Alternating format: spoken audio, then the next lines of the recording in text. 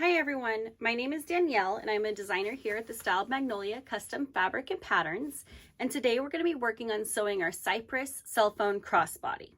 So to get started, I have all of my pieces cut out and then I interfaced all of the lining pieces that I needed to with SF101, as well as stabilizing all of my exterior pieces that are called for with a Decaville light.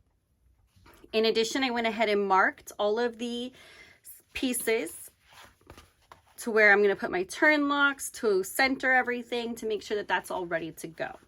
So let's talk about all the pieces that you're going to be working with today. To start with, you're going to have two exterior pattern pieces regardless of which option you're making. Cypress comes in a single compartment or a double compartment option. So we'll go over everything that you're going to need for both options first, as well as the additional pieces that you might need if you're making the Cypress double. So my two exterior pieces, I have a couple options. We have either a zipper pocket or a solid body. On this specific one, I'm going to be making my front with a zipper pocket, and my back is going to be this solid exterior. So I'm going to set those aside. Each of the options are also going to have a flap. This one specifically is for the double, and the only difference is that it's going to be a bit taller than the single. The exterior gets stabilized with Decaville light, and the interior has SF101. Both options are also going to have a coin pouch, so you have your coin pouch exterior and lining. Both options have 4 gusset pieces that we have cut out and interfaced. Both options are going to use your flap cover. I went ahead and already drew my center line that we're going to be using to fold on later on, as well as doing the same with my D-ring connectors. Both options are going to have your main gusset top and a main gusset bottom. The main gusset top has 2 notches that you're going to want to cut out. That's going to be where we set our D-rings later on. And then both options need lining pieces. Your Cypress single is going to use 2 lining pieces, main lining pieces, and your Cypress double has 4. So I went ahead and cut them from different materials just to give the inside of my bag a little bit more pizzazz. And I love that the Cypress print has so many colors in it that all of these faux linens match so nicely.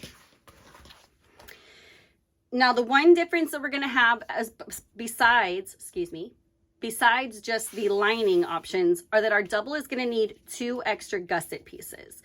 So we have the main and the lining gusset top and the main and lining gusset bottom. And then we have a couple options as far as pockets for our Cypresses. We can do a zipper pocket. For every zipper pocket that you're making, you're going to want to cut 1 zipper pocket pattern piece and interface the whole thing with your interfacing. And then you have options of slip pockets. So for every slip pocket you want to make, you're going to need 2 pattern pieces. And I like to stabilize one of them with a fusible foam and one with the SF101. And the fusible foam just gives a little extra padding for protecting your electronics. And then our last option is going to be a card slot option. So I went ahead and cut out my card slot piece, and then using the pattern piece as a guide, I went ahead and marked all of the lines that I'm going to need later on when we accordion fold it. If you're making card slots, you also need 2 card slot side pieces. These do not need to be interfaced. It just keeps everything out of the seam and keeps it from getting bulky. And then if you're making any interior zipper pockets, you're going to want a zipper facing piece. So now that we have gone through all of that, let's go ahead and get started sewing. Okay, this step we're going to be working on sewing our crossbody strap.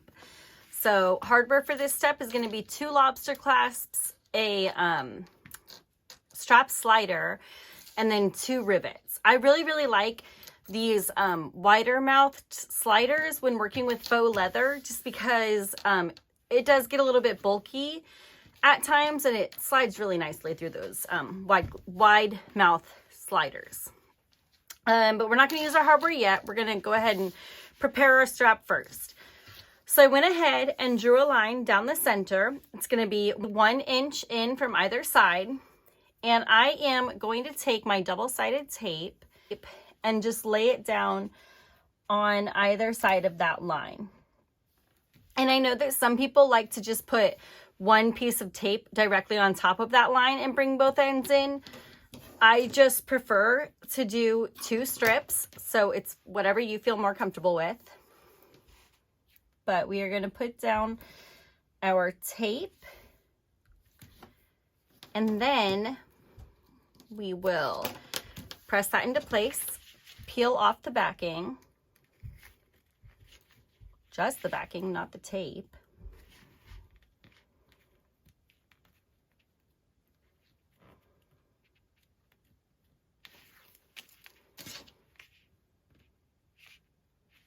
My goodness. Okay. And then we are going to bring each of these long edges in to meet in the middle. And just press it down along that center line. Sticks in place nicely with this double-sided tape. Bring the other side in as well. And then once we have both ends brought into the middle, we're just going to fold it one more time. So we're taking our 2-inch strap down to a 1/2 inch diameter, or width rather, sorry. And I'm going to do that along the entire length of my strap. And then I'm going to take it to my machine and I'm going to top stitch at 1/8 of an inch around all 4 sides. Okay, I now have my crossbody strap completely top stitched. If you want, at this point, you can go in and edge paint your raw ends here. These are going to be visible at the end. So if it's going to bother you, go ahead and edge paint them now. Excuse me. And then come back. But I am just going to go ahead and move ahead at this point.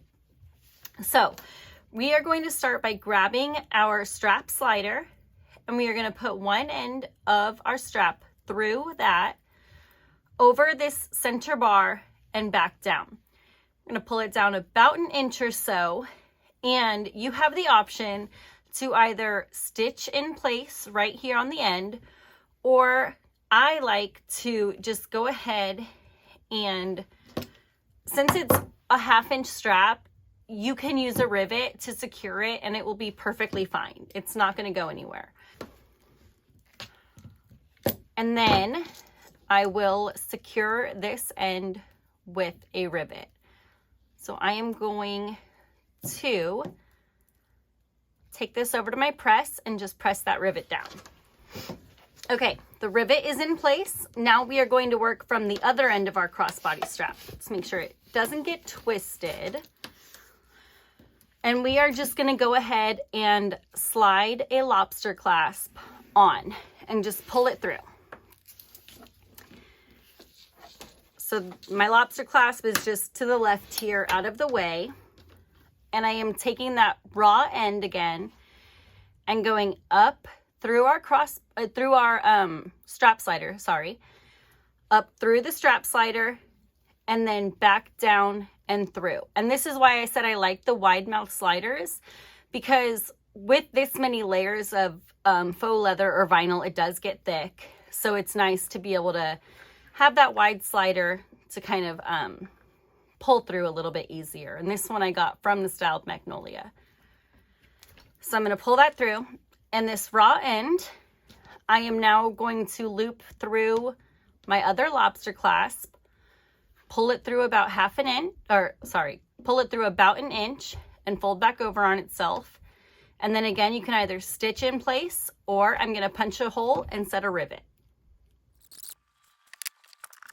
Okay, my rivet is in place, and now my crossbody strap is all done, and I am ready to move on with constructing more of my purse.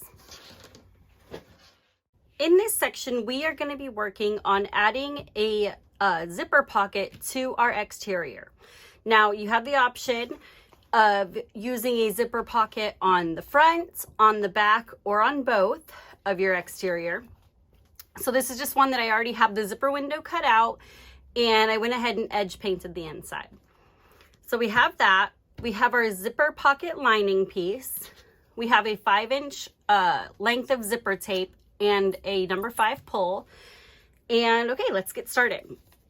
So the first thing that I like to do, we're going to set the exterior piece to the side for now. I like to go ahead and burn the edges of my zipper just to prevent it from fraying as I'm working with it. Burn the edges of my zipper tape, excuse me. Okay, and then I set my pull to the side for now. I like to attach it after I already have the pocket mostly sewn. So to start with, I'll go ahead and take some double-sided tape and place it just at the very top edge of our zipper pocket lining.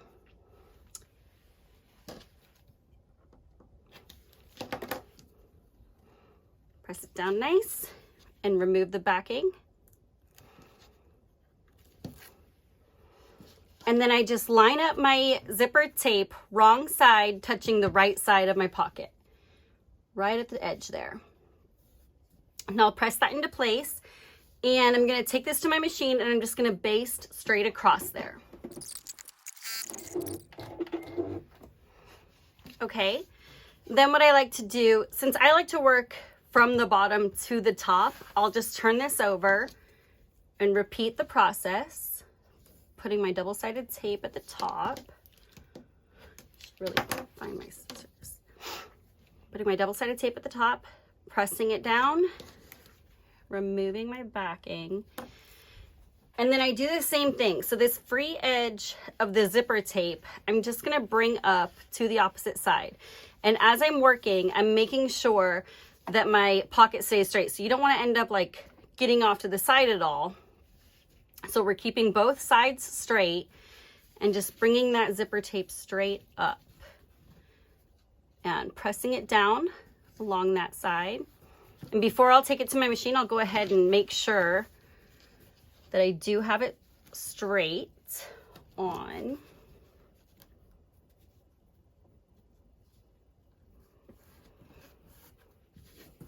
Okay, so everything is squared up, nice and straight and crisp. And I'll take it to my machine and I'll baste across the top again. Okay. So both sides of the zipper are now basted into place. And this is when I'm going to go ahead and add my zipper pull. So I just use a bent fork as my zipper majig. I know that you can find a lot of like 3D printed ones online, and I've been wanting to get one, but this has worked so well for me so far that I can't really justify buying another one. So I just set my fork underneath something heavy, or heavy enough rather. A lot of times I'll use it like underneath my sewing machine to hold it down, and I just slide my zipper pull in between the prongs of the fork.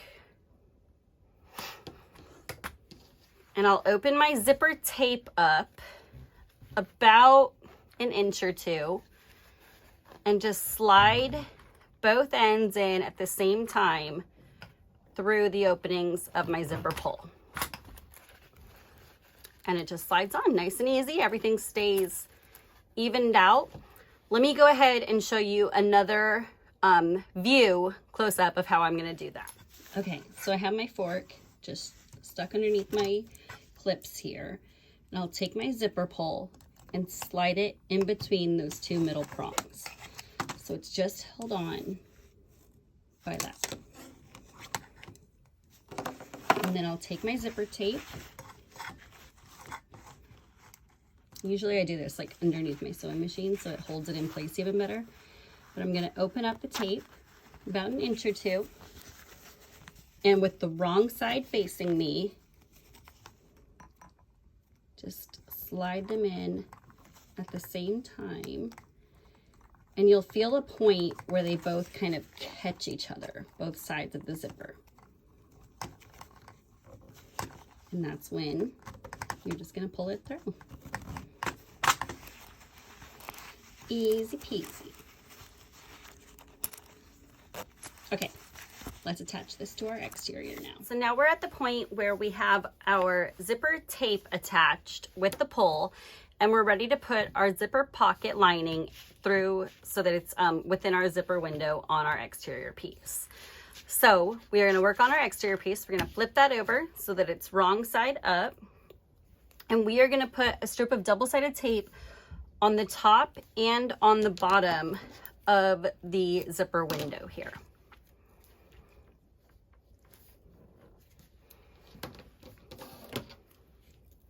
Just like that. Okay, we're going to press that down so that it adheres and peel off the backing.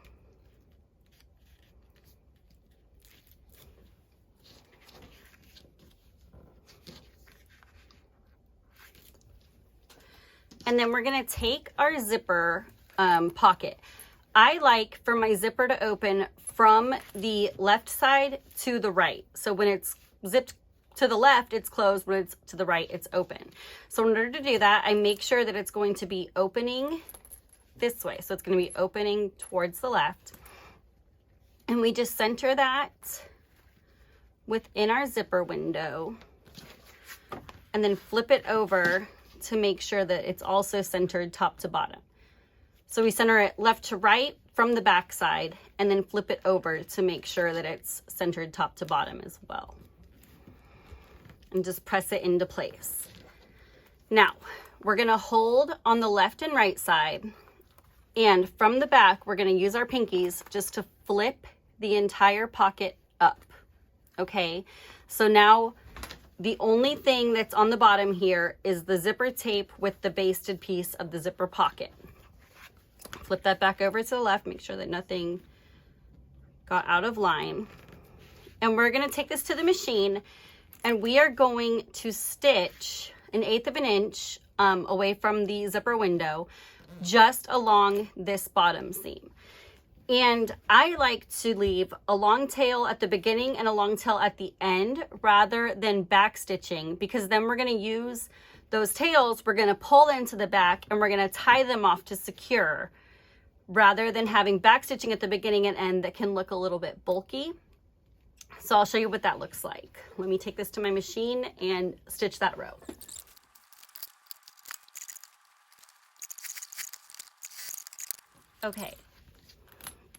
Okay, so this is what I mean by the long tails. So our beginning and our end stitches both have this long piece of thread still stuck out.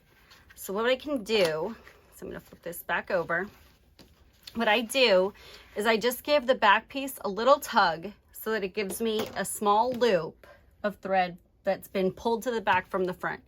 And I'll stick the tip of my seam ripper in there and just pull it to the back. So now that stitch that was here is now on the back, and I need to tie it in a double knot to secure it in place on the back. Both sides are tied off and secured, and I'm just going to trim these tails so they're not in my way anymore. Okay, now from the back side, we're just going to go and flip our pocket back down.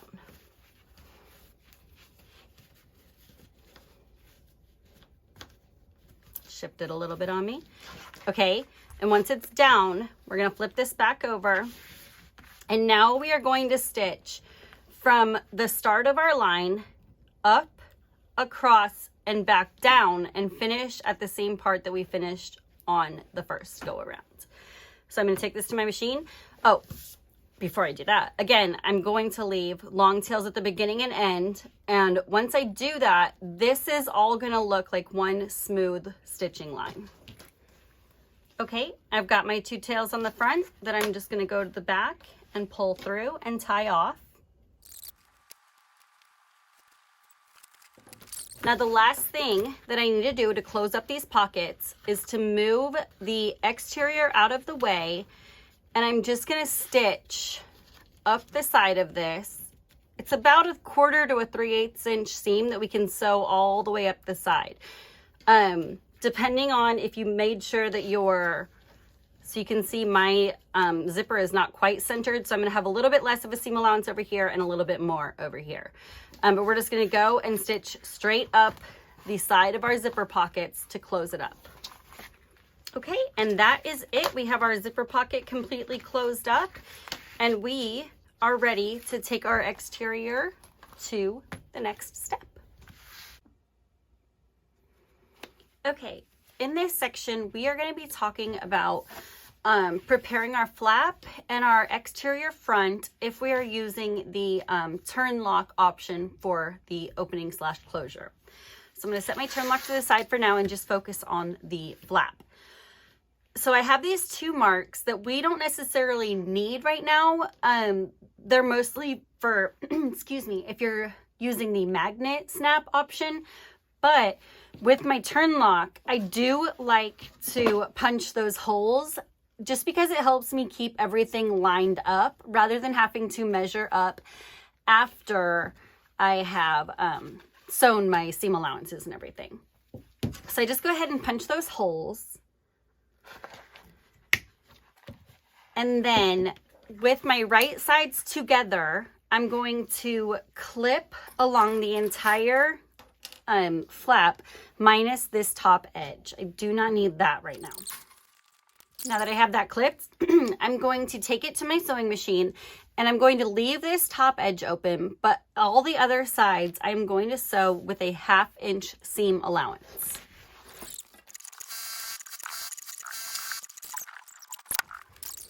Okay, I have my 1/2 inch seam allowance sewn. Now I'm just going to go back through and I'm going to trim all of these edges to 1/4 inch. And then after I have them trimmed to the 1/4 inch, I'm going to go back in and I am going to clip a straight line along all of these corners. And that's going to make it so that I have a nice crisp corner when I turn this right sides out.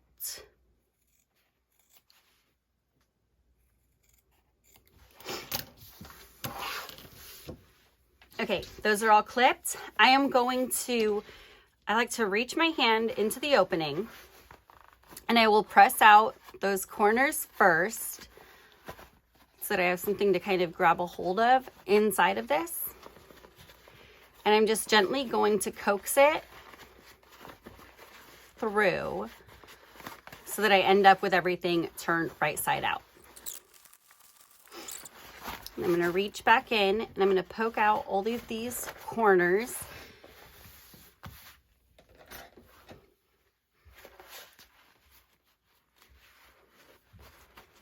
So that it's nice and crisp. And I'm going to take this to my machine and I'm going to top stitch around the entire perimeter, including this open end, just so that it makes it easier to work with. So I'm going to go do that right now. Okay, so I have it all top stitched now, and what I'm going to do is I'm going to take the back piece, the backing of my turn lock, and I'm going to center it right over that hole that I punched earlier to use as a guide. And I like to get it nice and straight.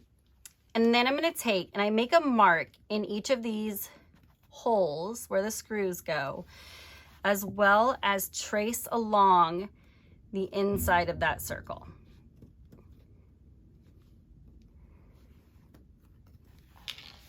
So I know that the area that I need to cut out needs to go from here to here and just that high. You don't want to make it too high because if you cut too much, you can see that you don't have a ton of room to work with these smaller turn locks. So you want to make sure that this is going to fit in there snugly and not like slip around. So I'm going to go ahead. I have hole punch dies. So I got this, and I like to go, and I know that this square one is probably going to be what I want to use because it's just about as tall as that and almost exactly as wide. So I'll use this and either put like another piece of old cutting mat behind it or maybe a block of wood, and you can either do it with a hammer, or I have flat plates that I have for my snap press that I'm going to go ahead and use to cut this out right now. Okay, so my hole is cut out. That way so I don't lose it. What I like to do next before I set my turn lock is just apply a little bit of fray check to the inside here, because this does like to fray a little bit on the open edges. So just to make sure none of it is gonna like come down into my lock later on, just apply a little bit of fray check. It dries super fast, doesn't leave behind any discoloration. And then from the front, I am going to put my female end, so it's the open end, through that, flip it around, make sure everything is centered and lined up nicely, and then attach.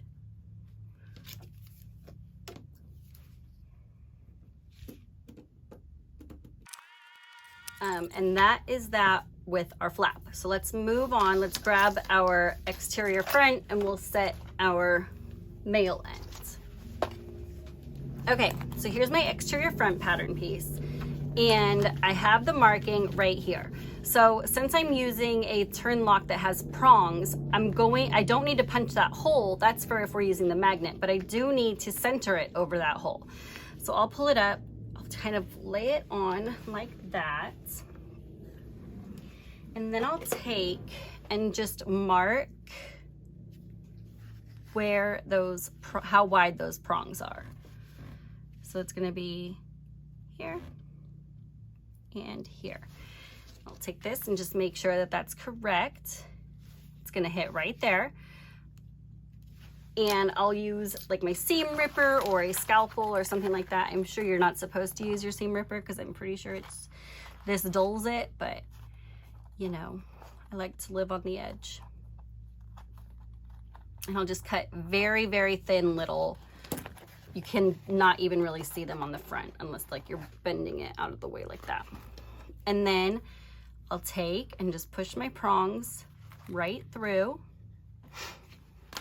flip it back over, add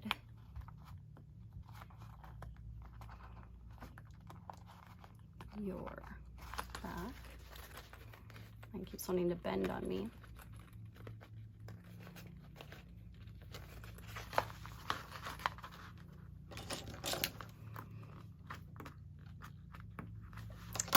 All right, and then you're going to want to cover this with duct tape so it's not rubbing on your pocket at all. But that is all there is to it for that. You can make sure that they're going to slip together nicely. Now we will move on to the next step. Okay, y'all, in this step, we are going to be working on preparing our flap and our exterior front using the magnet snap option. So we have our magnet snap, we have our flap main and our flap lining, as well as our exterior front piece. And if you're adding a handmade tag, you'll want it for this step as well.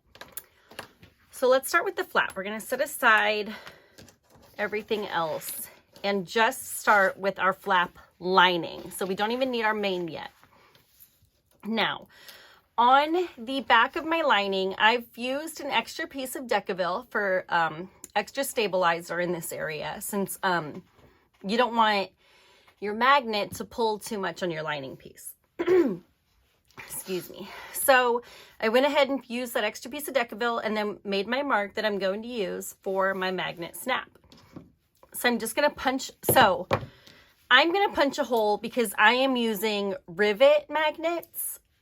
If you're using the other magnets that have two prongs on it, you're just going to draw two lines on either side.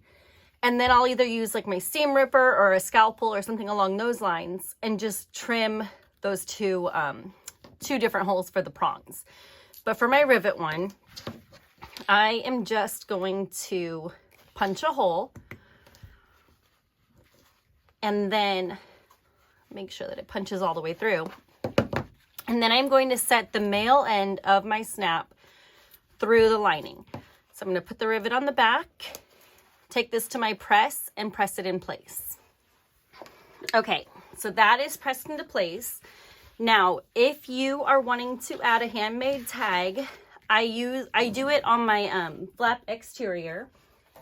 And I go ahead and I measure 2 inches up from the bottom. Move that out of the way. 2 inches up from the bottom and centered.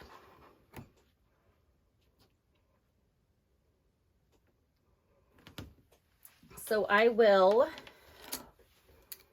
mark that center mark. And it's about 2 inches up and then 3 3/8 inches in. So now I have that center mark made. I will line up my washer and draw those 2 lines so that they're evenly spaced. And then using a scalpel, I'll just go ahead and cut straight through those 2 straight lines. Okay. Add my tag.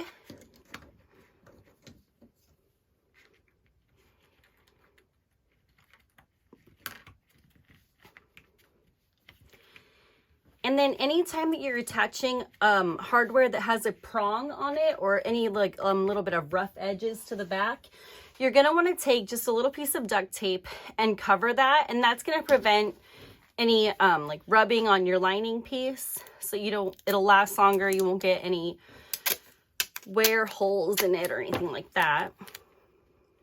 So I just use a tiny little piece of duct tape on the back of that.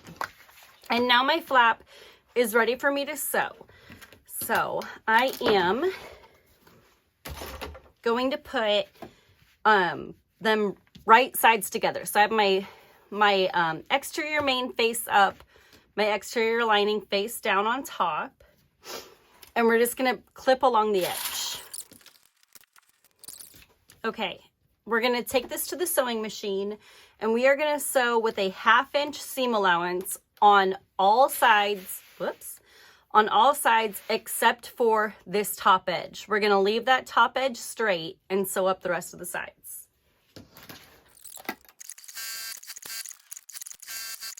Okay, we have all the sides except for this top edge sewn. And now we're gonna go back through and we're gonna trim all of our seam allowances to 1/4 inch. And then after we've trimmed to 1/4 inch, we're gonna go in on each of our corners here and trim them straight across.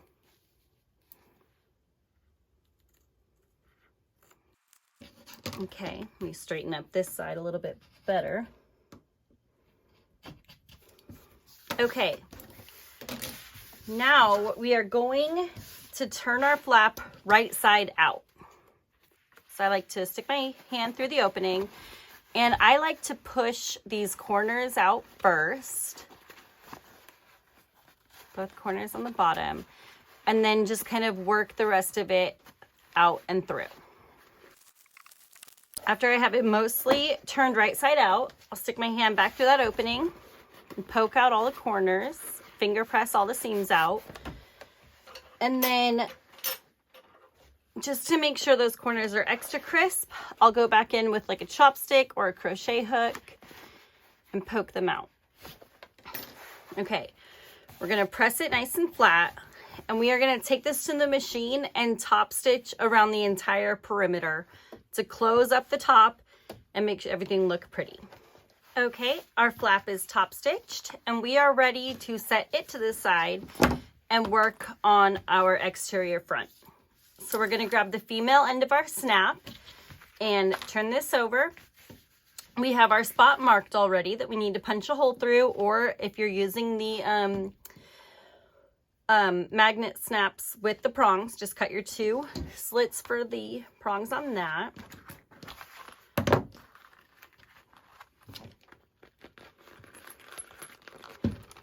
Make sure if you did decide that you were going to add a pocket, you want that flipped up and out of the way so you're not punching any holes or cutting any holes in your pocket, which is why I like to punch from the back side instead of the front, where I might end up getting something caught from the back.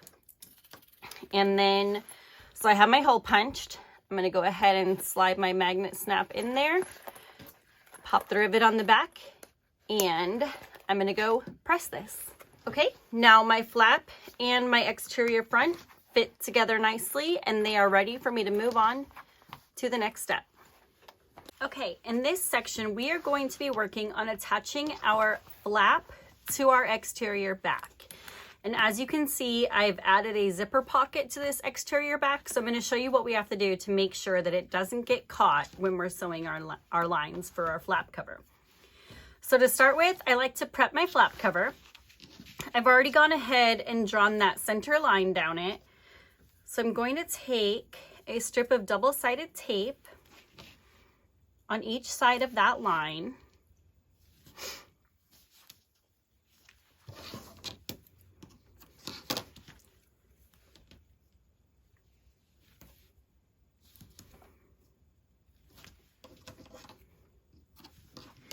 And I am going to bring both of these long ends to meet at the center there.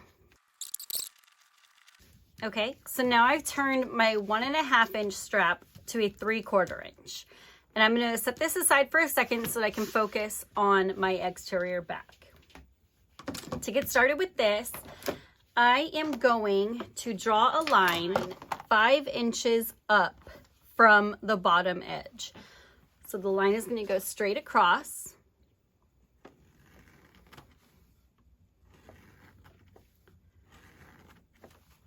Just like that. Let me make it darker so that you can see.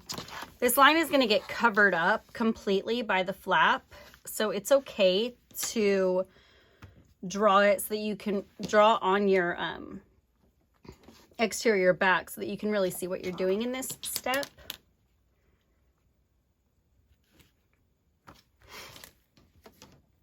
Sure, get everything lined up nice and straight.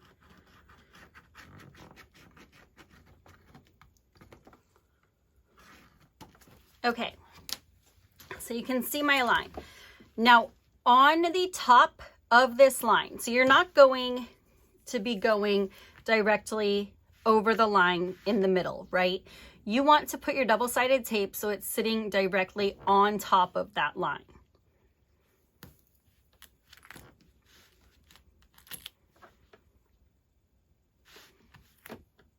And that's going to help keep your flap down, and it's going to keep this double-sided tape out of your seam lines at all. So it's not going to gum up your sewing needle at all. Okay. Then what I like to do is I take my flap. This is the front side of the flap. This is the back side. So we're going to be working with the back side. And we want to peel off our double-sided tape backing. And again, I like to use my ruler here just to make sure that everything is staying straight and even. And we are going to center our flap on that line. Okay, so our flap is right on that line that we drew, and right above it, so right here is where our double-sided tape is. You can measure to make sure that you did it correctly to where the bottom of the back side of your flap sits 5 inches up from the bottom of your exterior back. Then what we're going to do is I like to take another piece of double-sided tape for this step, and I'll put it straight down the center of my flap cover, right where the two sides met on the back side.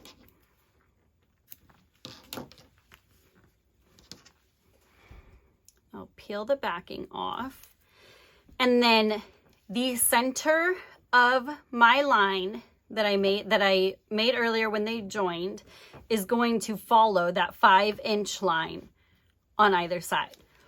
So I'm going to center it on that 5-inch line.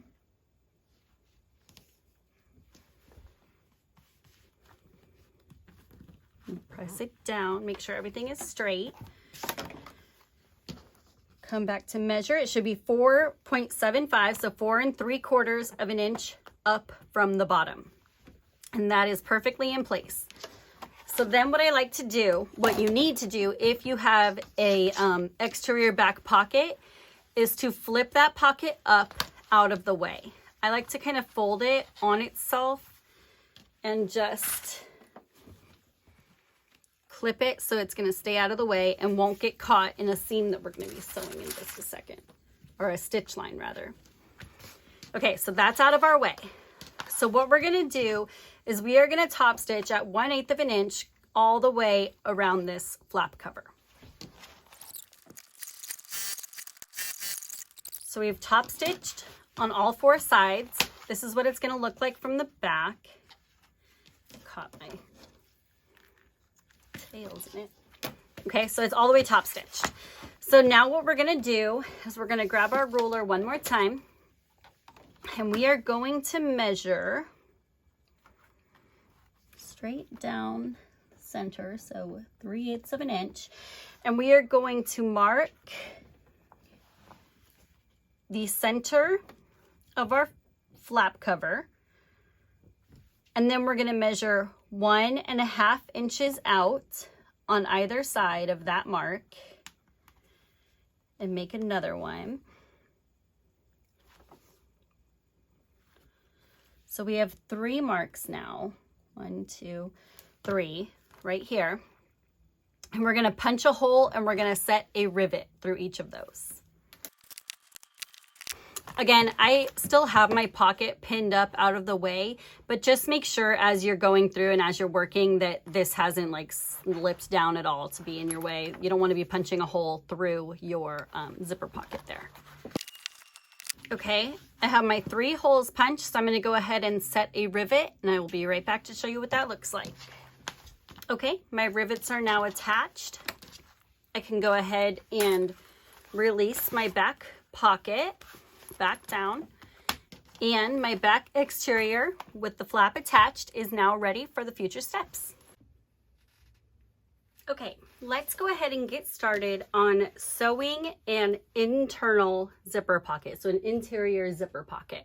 Now, I don't recommend this option for the Cypress single. And the reason for that is you only have one compartment that you're putting everything in, so you're going to end up sliding your cell phone in there potentially, and you don't want a zipper against that could cause it to be like scratched up or anything like that. So I do recommend forgoing the interior zipper pocket if you are sewing Cypress single. Now so I'm going to use it for my double. I'm going to put it in the front compartment for my double. So let's go ahead and get started. So we need one of our main lining pieces, a zipper pocket piece, your zipper pocket facing, 5 inches of number 5 zipper tape. And I like to burn the edges so that it doesn't fray on me, and 1 zipper pull. And then, of course, you know I love to use double-sided tape. So to get started, we are going to measure 1.25 inch down from the top, and we want it centered. 1.5, so 1.25 inches down, and we are going to center our zipper facing right sides together with our main lining, and just go ahead and pin that in place.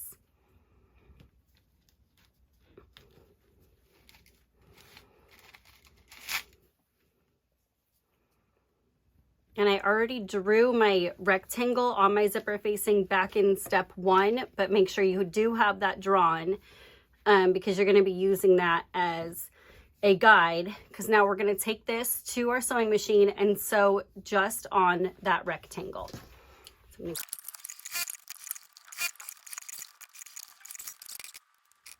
Okay, and then we're going to take a marking tool and we're going to draw a line down the center of this box, stopping 1/2 inch from each of your sewn ends.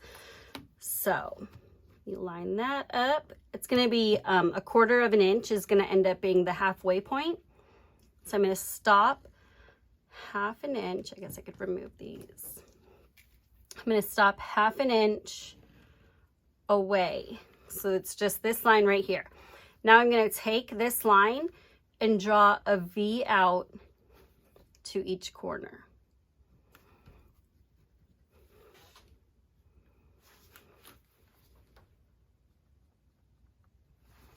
Okay, so I have my V out on each corner. Now I'm going to cut out what along the lines that I just drew.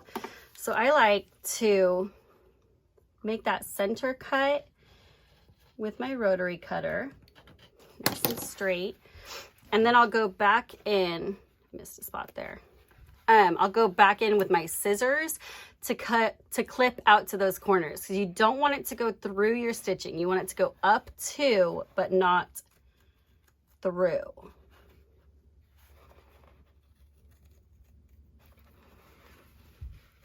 So we're getting as close as we can to that corner there without clipping through. That's going to give us our nice crisp corners on this zipper window.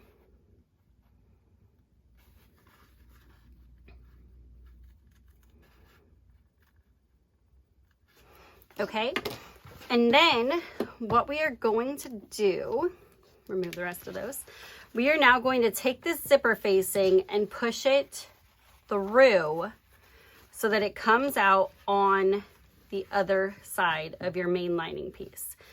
And we're gonna press it so that it's wrong sides together, just like this, so that we're creating our zipper window on the front. I'm gonna take this to my ironing board and give that a good press, and I will be right back. Okay, I've gone ahead and given this a really nice press. I need to iron that out a little bit better. So now I'm gonna set this aside and work on my pocket. So what we're gonna do is we're gonna lay it right side up on our workspace and apply a strip of double-sided tape. Alternatively, you could use pins or clips for this part. I just prefer the tape to keep everything nice and in place and straight. And we're going to place our zipper with the wrong side of it touching the right side of our pocket piece. And just press that in place, and we're gonna baste across here with a 1/8 of an inch seam allowance. Okay, now we're going to take, and I like to flip it so that I still have this. Whoops, my interfacing is kind of over the edge here. Go ahead and trim that up. We're gonna go ahead and repeat for this side. Sorry, forgot to trim my interfacing earlier. And again, just one strip of double-sided tape.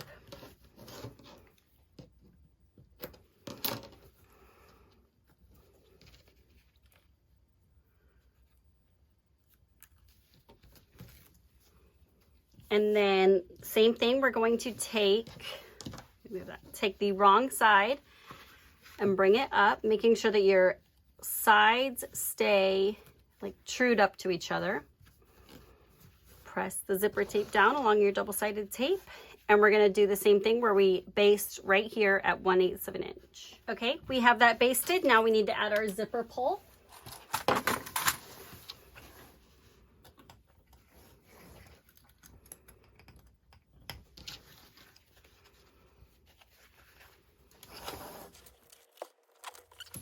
Okay, I have my zipper pocket ready with the zipper pull. Now I'm going to attach it to our main lining piece. So I'm going to start by flipping this over, kind of making sure that my zipper window has stayed crisp after ironing it. I'm going to take my double-sided tape again. And this step I do recommend, even if you're not using double-sided tape for everything, it really is helpful here to keep your zipper pocket lining from slipping around and ending up uneven within your zipper window.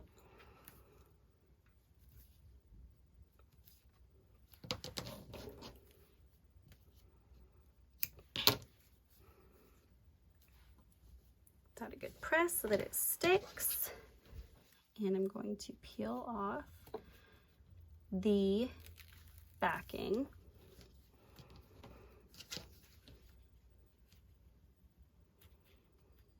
My tape isn't really wanting to stick all the time. I did see a tip that someone said that they like lightly run their iron on top of the tape, I guess to help it stick better, but I personally have not tried that yet.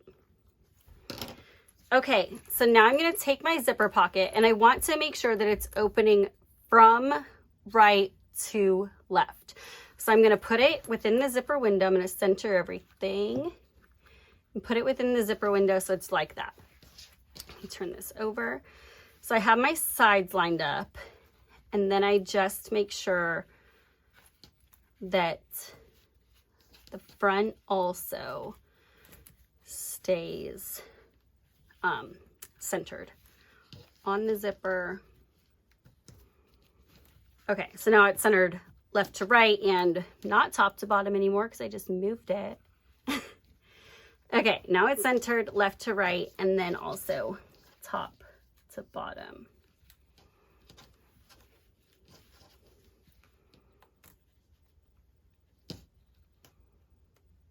Okay, now holding down the bottom here, I'll use my pinkies to kind of get into the back there so I can flip everything up. So the only thing on the bottom is that zipper tape and the side of the pocket that it's basted to. So everything else is pressed up out of the way. And we're just going to start and stop our stitching right along the bottom here. And I prefer not to backstitch necessarily. It's less noticeable with your lining pieces, but on the front, I know I said that I like to leave long tails at the beginning and end. If you're using a thread color that really closely matches your lining material, you can go ahead and backstitch the beginning and end here instead of pulling the tails to the back. But if you want it to look like a seamless line of stitching, you leave the long tails at the beginning and end of your stitching. And then when you're done, you flip it over, you pull those tails to the back, and you tie them off. So I'm going to take this to my machine.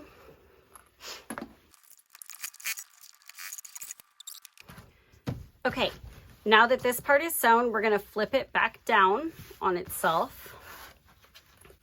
Flip this over. Make sure that no creases are left in there. And we're going to sew on the other 3 sides of that zipper.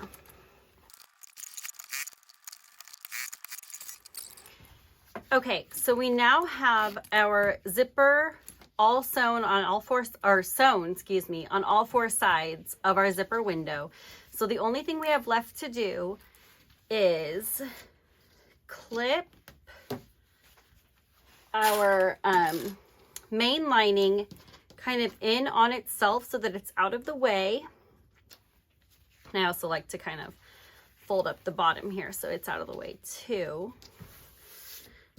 And we are going to just stitch down at about 3/8 of an inch on both sides of our zipper.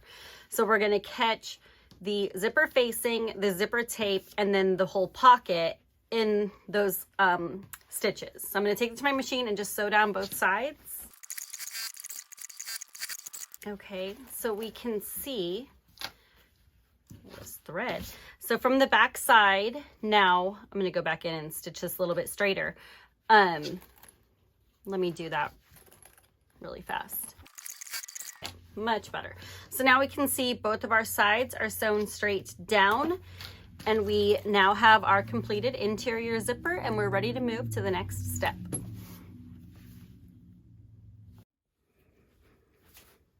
Okay, in this step, we are going to be working on making our card slots. If you are omitting the card slot, you need to grab one of your main lining pieces and set it aside. Now, this is going to be referred to as your main lining front. So if you're not making the card slots, grab one of these, set it to the side, move on. Now, if you are making the card slots, you need your card slot piece. You're going to lay it. We'll get to that in a second. So you need your card slot piece. You need a main lining piece. You need 2 card slot sides, 5 of your card slot stabilizer 1 pieces, and 1 of your card slot stabilizer 2 pieces. Additionally, you're going to want an iron. I'm just using this small press for now that I can use on the tabletop rather than my full iron. And then it's really helpful to have cardstock, or I have these hot ironing rollers. So we're going to set everything to the side for now except for our card slot piece. Now we want it to be laying wrong side up, and we've already made all of our lines that we're going to be folding on. We have our 3-inch side to the left and our 6-inch side over here to the right. So we're starting on this 3-inch side. You're going to want to lay either your cardstock or this, I have the hot ironing ruler. If you're really, really careful, you can do this without any help, but I strongly recommend using something with a straight edge that you can iron on for this step. So I'm just going to lay that along the first line, and I'm going to take my entire card slot piece and pull it over to the left. So I have it folded along that one line, and now I'm seeing the right side of all of my card slots. And I'm going to take and press that fold. Now, I like to keep this in here. That's why I recommend 2. And I'll take the next one and put it on top. Flip this all back over. Find where, so you see my line is coming up here, so I need to fold it back on itself a little bit. And I slide my ruler right up against that line. And I go ahead and press again.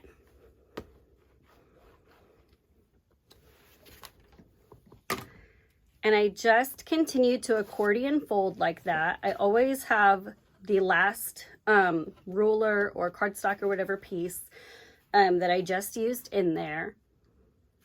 And I just move one at a time.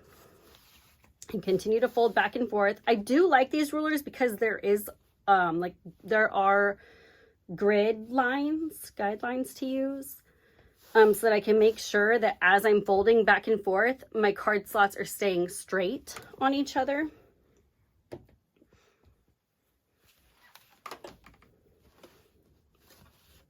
Whoops, I pulled the wrong one, but it's okay. We're just gonna go with it.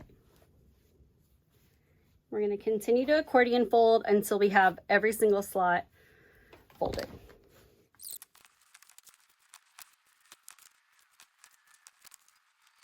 Okay, now we've gotten to the last one.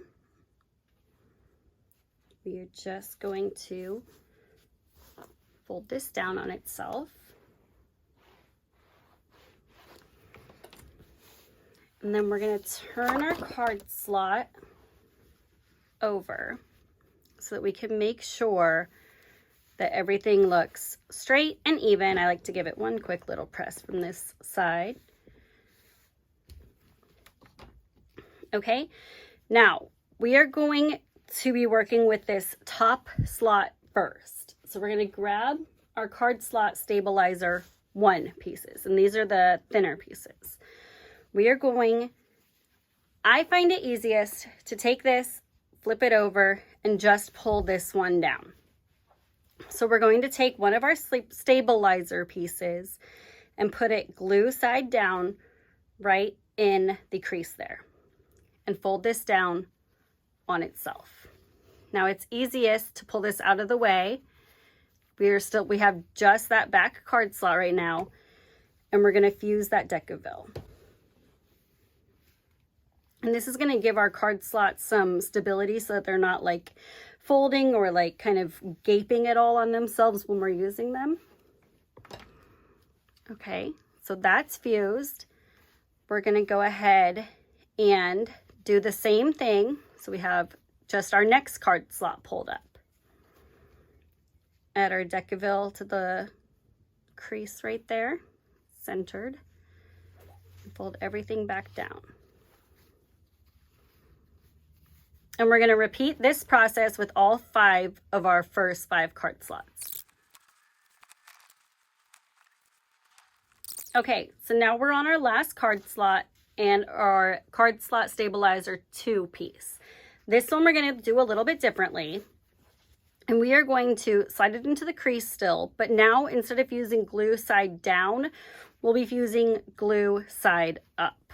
And that's going to give this front piece even more stability, since it's going to be what kind of is leading the way for the rest of these. Okay, and then we're going to take this to our sewing machine, and we are going to top stitch each of these card slots And then we are going to baste from the bottom to the top on both sides. And we're going bottom to top because that's going to keep the edges of these card slots from wanting to like slip down. So to keep everything nice and straight, bottom to top on both of the basting edges. Okay, so we're going to work on top stitching our card slots and basting up the sides. So what we want to do is we're going to work top to bottom. So I'm going to start and I'm going to top stitch that top card slot first at 1/8 of an inch.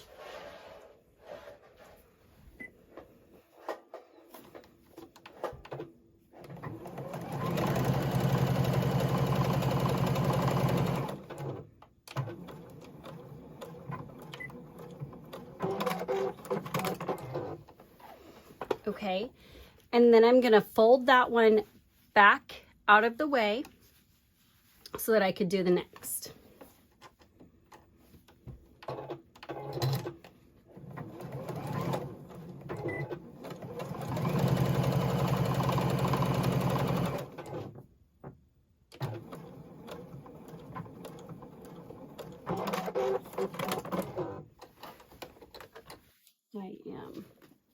Pulled a little bit on me. Okay, I'm going to continue doing that down the length, down for each one. So I just folded that second one out of the way.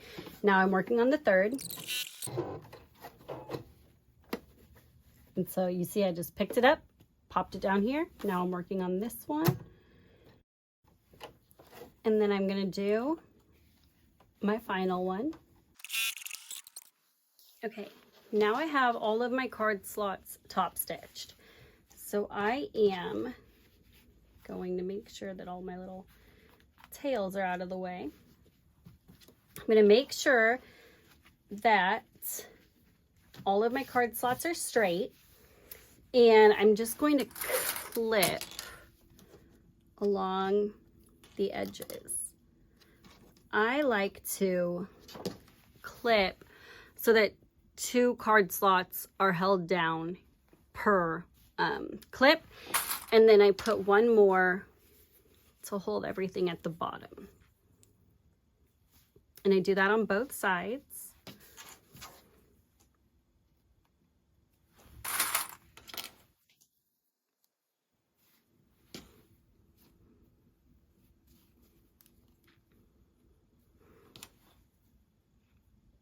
And we are starting at, so this is the top of the card slots. Starting at the bottom, we are just going to baste at 1/8 of an inch along both edges.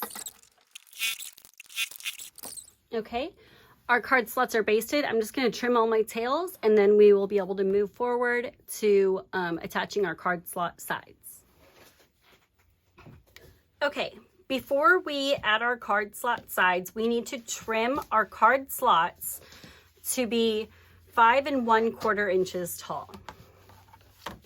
So we are going to go ahead and make sure everything is squared up and just trim off the extra.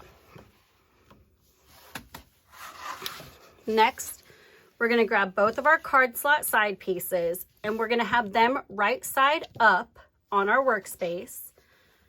And we're going to line our card slot piece so that the corners are touching. So we have our right card slot side piece right there at the bottom corner. And then the same on, I'm going to clip this so that it doesn't shift on me while I'm doing the other side. We are going to do the same thing over here. So we're just going to slide it underneath, put our entire card slot piece on top, matching up the bottom corners. This is what it's looking like from the back side.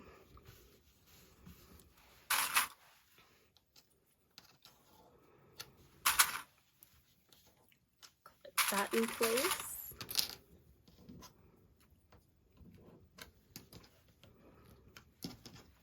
And then from the right side, we are going to flip these side pieces back down on themselves so that they are now sandwiching the card slots.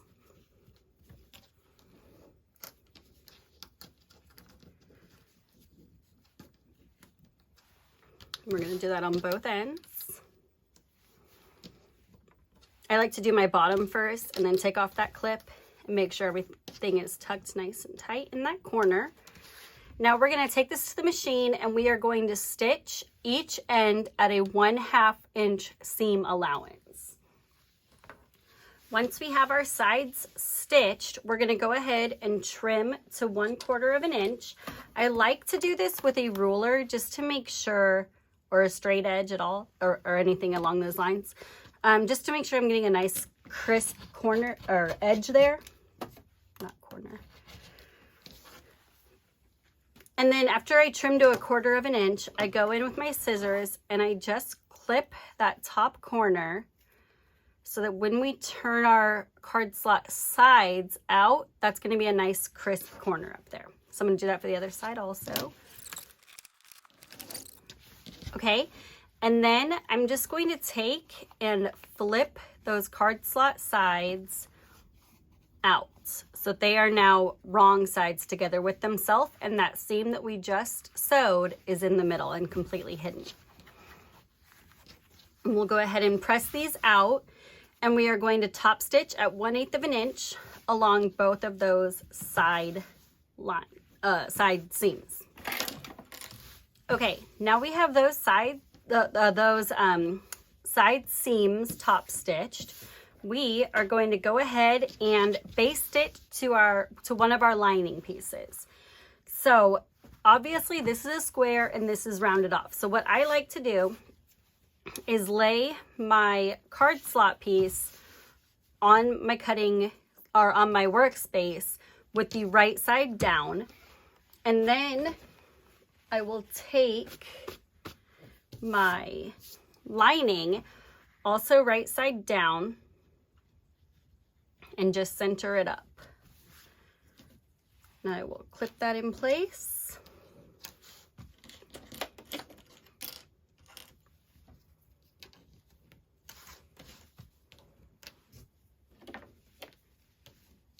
I'll flip this over just to make sure. See, I did not make that completely straight up there.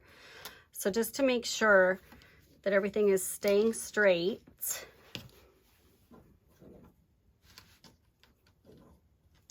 Reclip everything in place.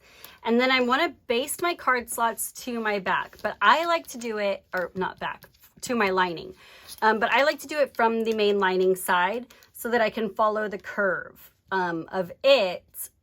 And then we're going to go ahead and trim off these corners. So let's go ahead and baste this on.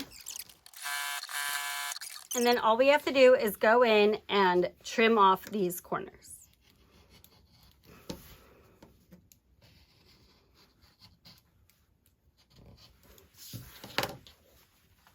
And that is it for our card slots. Now we are going to now refer to this piece, our main lining plus our card slots, as our main lining front piece. And we're going to need to know that for a later step. But in the meantime, let's go ahead and move on. In this step, we are going to be working on sewing our slip pockets for our Cypress. So we need one main lining piece and 2 slip pocket pieces per slip pocket that we're making. Now my Cypress single is going to end up with 1 slip pocket, and my Cypress double will end up with 3, because I'm going to put 1 slip pocket in my front compartment and 2 in my back compartment. But we'll get to all that later on. For now, let's go ahead and just work on creating one of our slip pockets. So I went ahead and interfaced, stabilized, I'm not sure which you use for foam. I think it's still considered interfacing.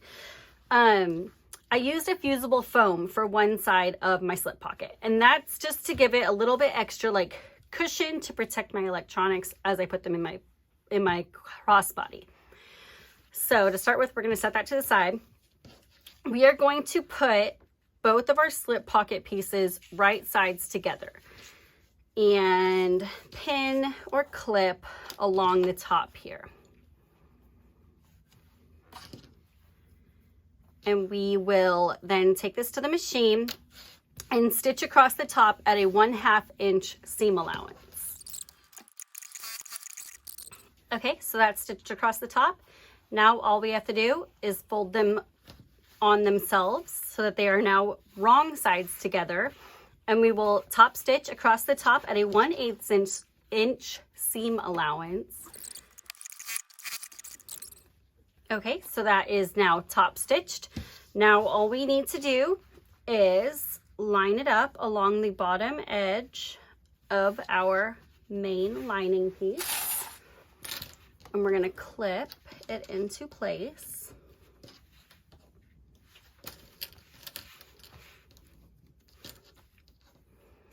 And I'm gonna go ahead and baste it to my main lining piece right now.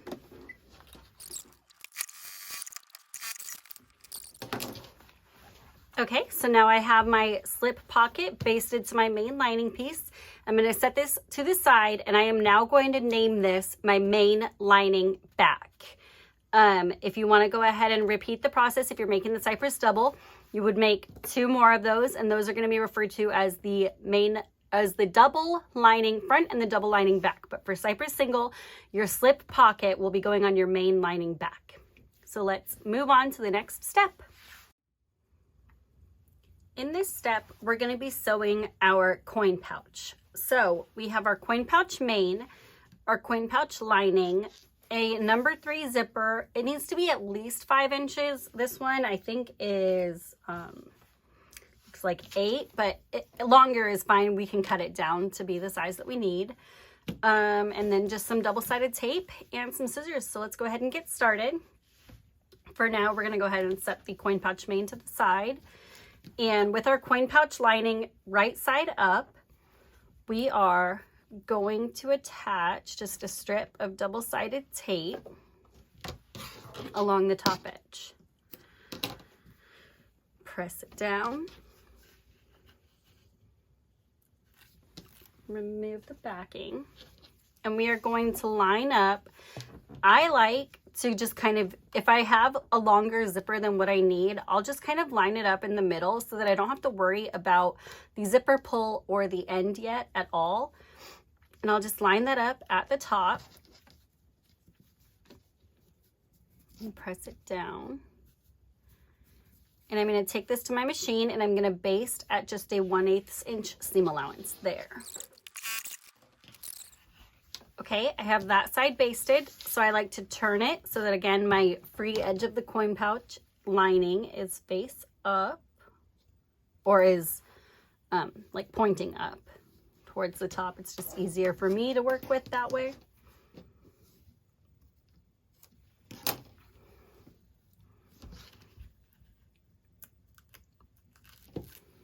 And then I'm just going to take and pull the zipper with the basted edge straight up, making sure that both of my sides stay straight on each other.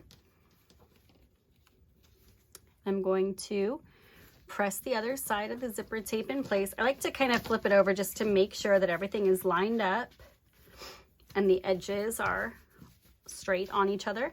And then we're going to take it to the machine and baste this side of the zipper on, also at 1/8 inch. Okay, now comes the time when you kind of do have to pay attention to your zipper pull.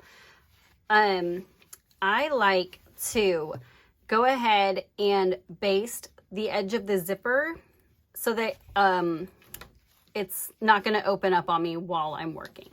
So I will baste right here, and then I'll open my zipper pull and baste right here.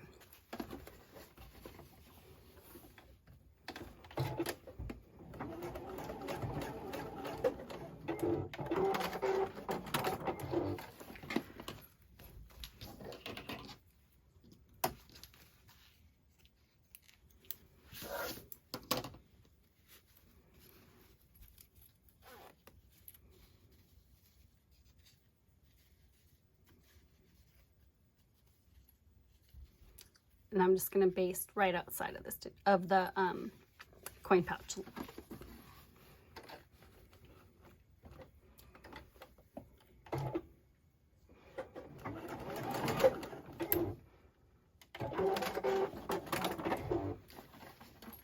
Okay, so you can see that I basted so that my zipper isn't going to come open on this edge, and it's also staying closed on this edge, and I can get rid of that metal piece. I'm not going to cut it just yet, but we will at a later step. So what we want to do is now take our coin pouch main, or our coin pouch exterior, and apply a strip of double-sided tape on the top and bottom of that zipper window.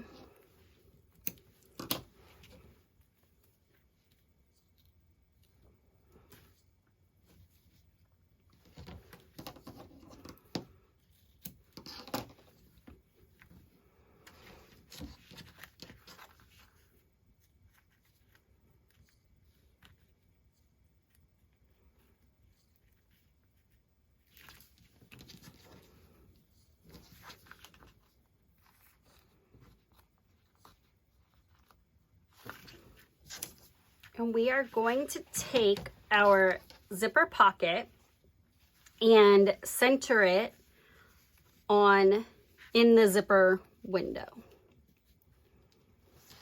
And I like to check from the other side just to make sure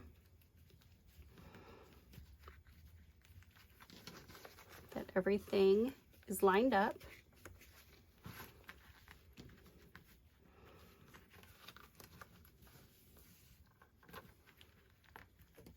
Okay, now I am going to call this my bottom for now.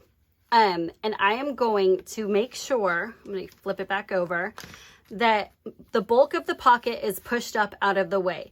So the only thing that I'm stitching on from the right side is going to be this line here.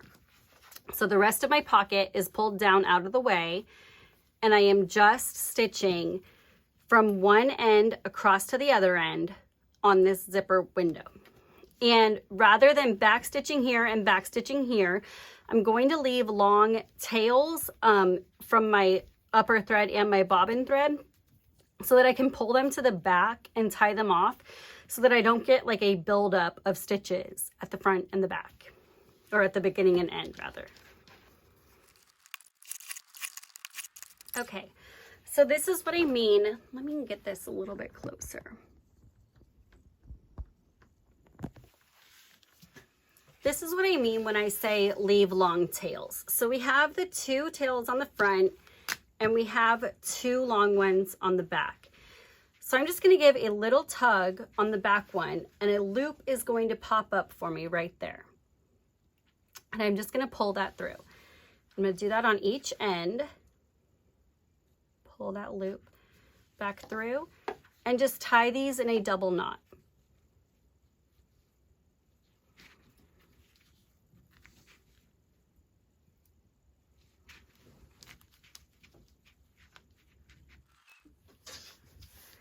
So now that we have our line finished here, we're going to take and we're going to flip the pocket from the back side, or from the wrong side, so that it lays flat the other way. And then we're going to take it to our machine, and we are going to stitch from one of our ends up, across, and back down to the other end of our line that we just stitched. Once again, we're going to leave those long threads at the beginning and the end so that we can pull them to the back and tie off. And this is going to look like one smooth line of stitching. Okay, so again, we have these long tails that we are going to fix from the back side. Okay, and then at this point, I do like to clip all of my tails. So we're about to close up the zipper itself, or the zipper pocket. Excuse me.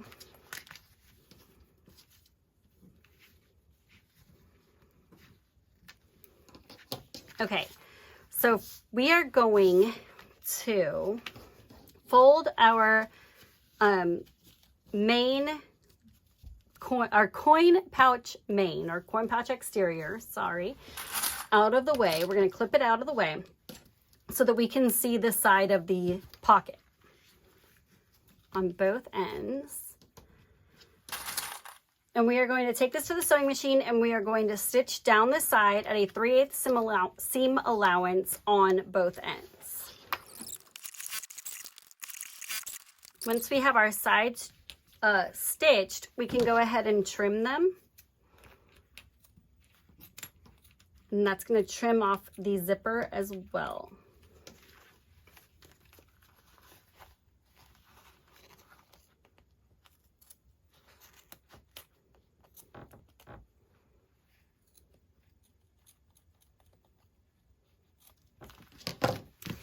And then we are going to take, and with our coin pouch lining pulled down out of the way, we are going to fold our coin pouch main or exterior on itself, right sides together. And we're going to clip along that long edge. And we're going to sew straight down with a 1/2 inch seam allowance. Okay, we have that part done. Like to trim off whatever tails are still hanging. Now we are just going to turn it. So I like to just kind of make a little tube, and we are going to push it through.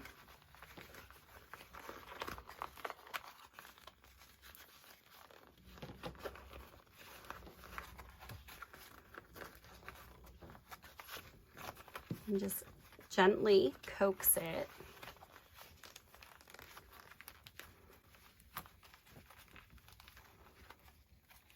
So that it is now right side out. We'll just finger press any of the creases out. And then what we are going to do is we are going to just fold it wrong sides together so that this side seam is straight. Like to clip it.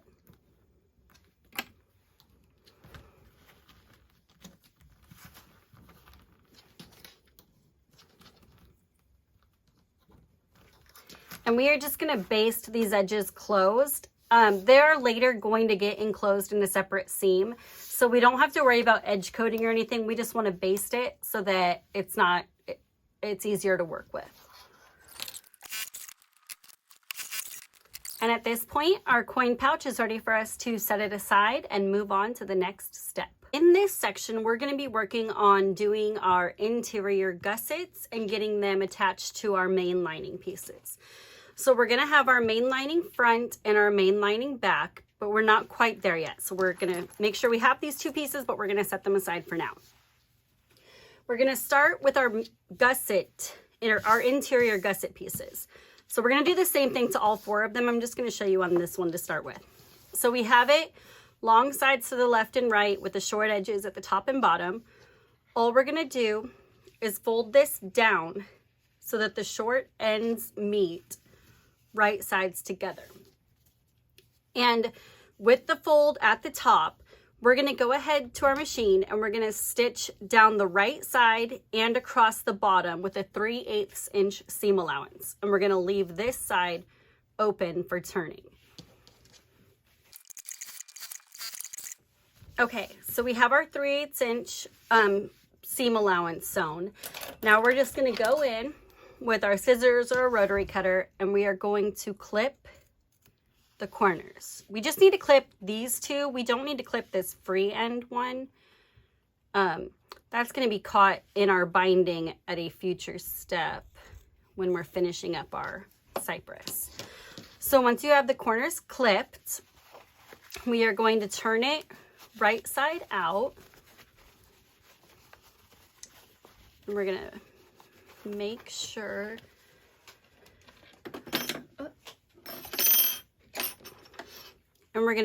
that those corners are nice and crisp. So I'm using my crochet hook again, and I'm just punching those corners out. Now I'm going to take this back to the machine and I'm going to stitch all 4 sides. I'm just going to top stitch everything, so that'll be top stitched here, here, here, and that's going to close up our open end. Okay, and we're going to repeat that same process with our other 3 pieces. Okay, So we now have all 4 of our interior gussets sewn, turned, top stitched, all of that. So we're gonna have 2 for our front and 2 for our back main lining pieces. So we're gonna start with the main lining. If you are sewing card slots, this is your lining piece that has your card slots attached. If you're not sewing card slots, this is just gonna be a blank lining piece. There's not gonna be any pocket on it. So we are gonna take 2 of our gussets and we're gonna have that raw edge on the outside of our main lining piece. And I like to find the folded edge, so not the sides that we stitched earlier. That folded edge is gonna be the top of my gusset because that's what you're gonna see when you first look into your crossbody. So we are going to line these up as mirror images of each other and measure down 3 1/4 inches from the top of our main lining piece, which will put us at 1/4 of an inch below our pocket here. Okay, we have measured down 3 1/4 inches. So we are just going to move our gusset pieces to be right at that straight edge and straight on the side here. And I'm just gonna go ahead and clip that into place and do the same on the other side.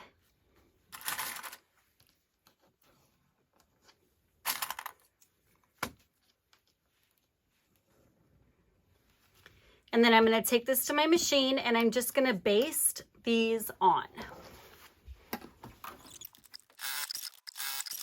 So I've got that basted on. Now I can set my front main lining off to the side and grab my back main lining. And I'm just going to do the exact same thing here. So I'm looking for that folded edge, which is going to be my top, making my 2 gussets a mirror image of each other, measuring down 3 1/4 inches from the top and clipping those gussets into place. And now I'm just going to go baste these gussets into place. And now both my main gusset front and my main gusset back are ready to move on to the next step. In this section, we are going to go ahead and construct our main gusset. So we are going to need our 16.5 inch length of number 5 zipper tape with 2 zipper pulls, our 2 D-ring connectors with their 1/2 inch D-rings, 2 rivets, and then our main gusset top, our main gusset bottom, and the lining for both of those pieces as well. So I'm going to set everything to the side for now, except for my zipper tape and my main gusset top. And I'm going to take the exterior and apply double-sided tape along one of those long edges. You should have already cut out these notches that we're going to be using to attach our D-ring connectors in. If you haven't, make sure those are cut out. We are going to be working with those in this section. Okay. So I'm laying my double-sided tape down, and then I am going to peel off the backing and take my zipper tape. I don't attach the pulls yet. I do that at a future step. We'll get there. And I'm gonna lay it right sides together with that gusset. And then I'm going to take this to my machine and I am going to baste this zipper in place at a 1/8 inch seam allowance. Okay, I have it basted in place. So then I'm going to put down another piece of double-sided tape. Alternatively, you could use clips if you prefer. But I'm going to put down another strip of tape.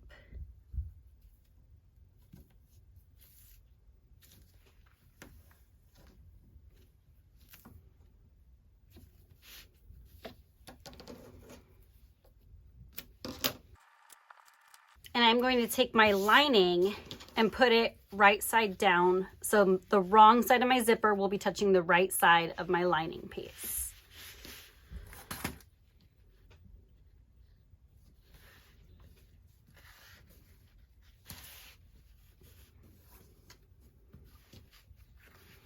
I'm going to take this to my machine and I'm going to sew these together now at a 3/8 inch seam allowance. And you might need to use your zipper foot for this step just because you don't want those zipper teeth getting in the way of your stitch line.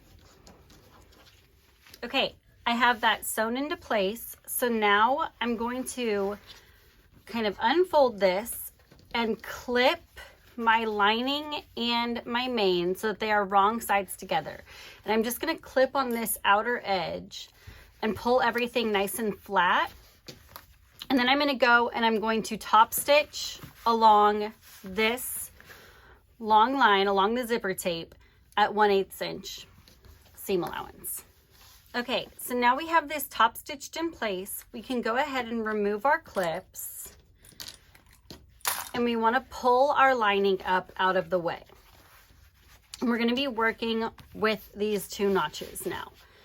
So we're going to have our D-ring connectors. I've already drawn on the back of one. I forgot to do the other. Straight down the middle. And that's going to take our 1 inch, or it's going to be 1/2 inch in from either edge. And we are going to apply a strip of double-sided tape. Accidentally grabbed my 1/8 inch tape instead of my 1/4, but that's okay.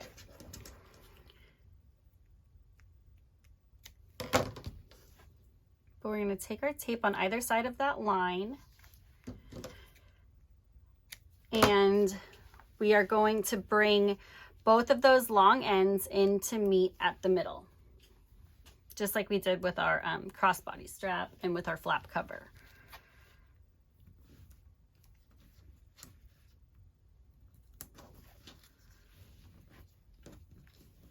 Okay, so these are both meeting in the middle now.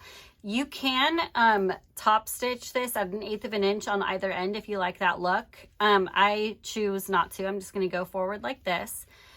But we're going to take this and with the wrong side facing up so we can see that line, we are going to slide it into one of our notches about halfway up. And I'm going to take this to my machine and I'm going to stitch as close as possible to that notch without like hitting the notch. And I'm going to make sure that I'm only stitching on my connector. I'm not going to have any stitch lines on my gusset here at all. Okay, it's going to look like this. So now my connector is stitched just right above that notch. I'm going to take and slide one of my D-rings on so that the flat side is touching my center line here. And then I'm going to take the whole thing and fold it back on itself and push it through that notch to the back. And I'm going to pull it down nice and flat. So this is what it's going to look like from the top. Here's what it looks like on the bottom. And then I'm going to take and I'm going to punch a hole right underneath where my notch folded in on itself. I put it about like maybe 1/8 inch to 1/4 inch away from my fold there, making sure that it's centered on my connector. And I'm just going to take and I'm going to set a rivet right through. So I'm going to set that rivet and then I'm going to repeat that process for this other end as well.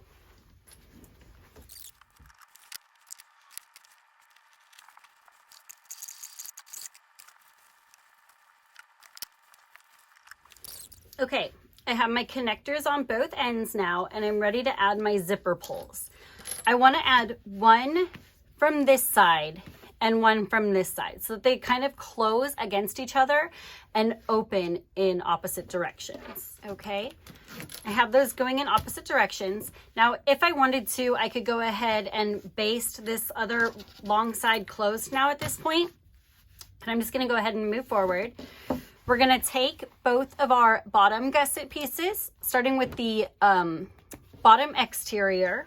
We are going to put it face right sides together with the top gusset piece. And if we wanted to, we could baste across right there, or we're just gonna flip it over and do the same with our lining. So our lining bottom is gonna touch our lining top, right sides together. And we are gonna take this over to the machine and we're gonna stitch at a 1/2 inch seam allowance. Okay, so this side is now top stitched. So all we're gonna do is pull our pieces to the other side here. So I'm lining up the lining on the other short edge. I'm doing the same with the other piece of the bottom gusset exterior. So I'll usually fold my top exterior on itself just like that so that this can reach the other side.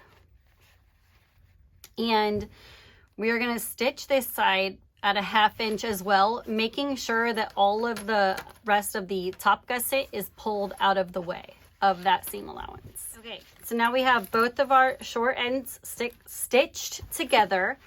I'm just going to pull everything so that it's right sides out.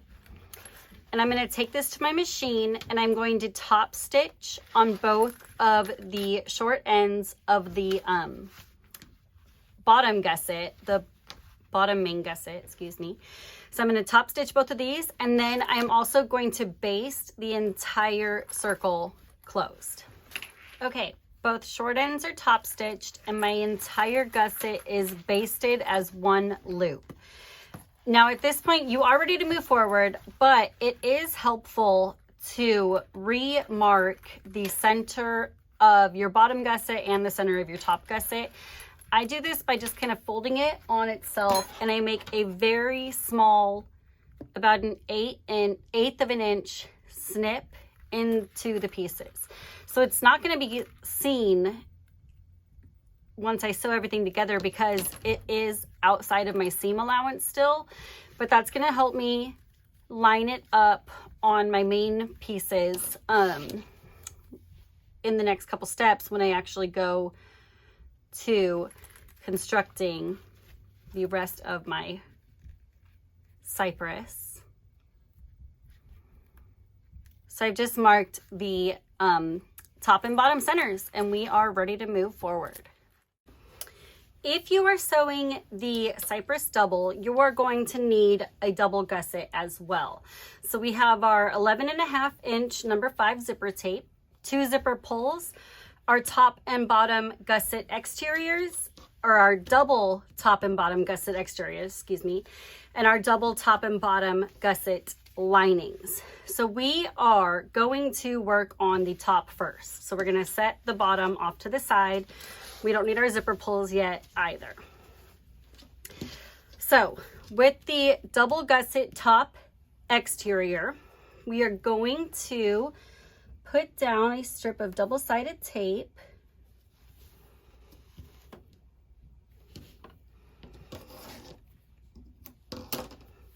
And then we are going to remove our backing here.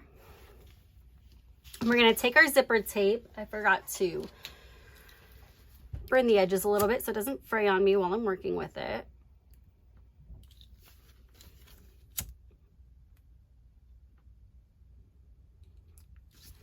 Okay, we are going to take our zipper right side down and line it up along that strip of tape that we just laid down. And at this point, we can baste this into place with a 1/8 inch seam allowance. Okay, that's basted into place. I'm going to put down one more strip of this double-sided tape.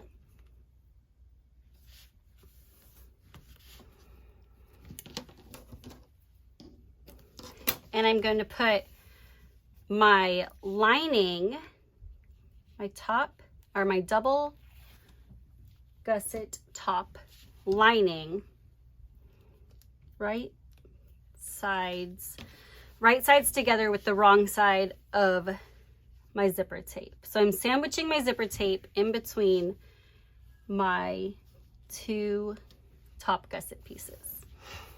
And then I'm going to take this to the machine, and instead of basting at 1/8 of an inch, I'm going to sew at 3/8 of an inch. And you might want to switch out to your zipper foot for this because you don't want your zipper tape coils to get caught in that seam line. Okay, now that I have that seam line stitched, I'm just gonna fold so that my main and my lining pieces are now wrong sides together. And I can either baste along this outside edge at this point, or I can clip. But I'm gonna do that along the length of this, and then I'm gonna take it to my machine and I am going to top stitch from the right side all the way down the length of the zipper. Okay, at this point I have top stitched along my zipper and I've basted that raw end. Now I'm gonna attach my zipper pulls going in opposite directions. Okay, I have my zipper pulls attached. They're gonna open in opposite directions. So now I am ready to finish this gusset by attaching my bottom gusset piece. So we're gonna put the right side of our double bottom gusset against the right side of our newly assembled double top gusset. We're just gonna clip that in place, and we are gonna do the same with the lining. So I put my lining right side up on my work surface and lay this whole thing on top. So now our double top gusset is sandwiched in between our lining and our exterior double bottom gusset. Oh, and I'm gonna take this over, I'm gonna stitch at a 1/2 inch seam allowance. Okay, so this end is stitched. Now I'm gonna do the same on this end. I'm gonna bring my top gusset over to meet that side, flip it in place, and I'm gonna do the same, bring my bottom exterior over and clip it in place. And I'm gonna stitch straight down, again at a 1/2 inch seam allowance. Okay, so now our double gusset bottom is stitched into place. We're gonna turn everything right sides out. And I am gonna take this to my machine one more time, and I'm going to top stitch along the bottom gusset on both sides. And I'm going to baste along the bottom edge that I haven't basted yet, just to close up both of these open ends and make it easier to work with. So now I have my bottom gusset top stitched and basted close. The last thing that I like to do at this point before moving forward is to find my centers again. So I know we marked them way back at the beginning of sewing, but I like to just make sure that nothing shifted. So I'll go ahead and fold everything in half. And then at the very center, I just make like a snip, maybe about 1/8 of an inch in, so that I can find the center easily when I am moving forward to the next step, where I attach this gusset to my exterior pieces, well, exterior and lining pieces, to create my Cypress crossbody. So I just have all 4 centers, basically, one on each outside end. And now my double is complete and ready for me to move on to my final assembly. We have made it to the point of constructing our Cypress single. So we want our front exterior, our back exterior with the flap already attached, our main lining front, and our main lining back with the gussets attached, and then our main gusset. We already have our D-rings attached. Everything is ready to go. So to start with, we are going to take our main lining front and baste it to our front exterior, wrong sides together, and our main lining back basted to our exterior back, wrong sides together. And make sure when you're sewing this that your flap is completely out of the way. You're just stitching around the exterior of, or around the perimeter of your pieces. One other quick thing to be aware of when you are clipping and getting ready to sew is you want to make sure that your interior gussets are staying towards the middle. They're not like getting caught anywhere in that stitching. So what I like to do is just take a pin or two and just pin those down so that they will not shift. Okay, and then I'm going to continue clipping around.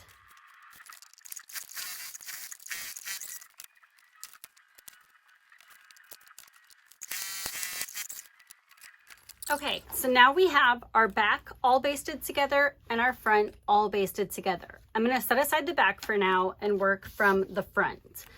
So I like to use double-sided tape around the entire perimeter for this step to keep everything from shifting on me. And I actually do use both. I use double-sided tape and I use clips to make sure that everything is staying straight in this step. So I've got my tape laid down. I'm gonna go ahead and peel off the backing.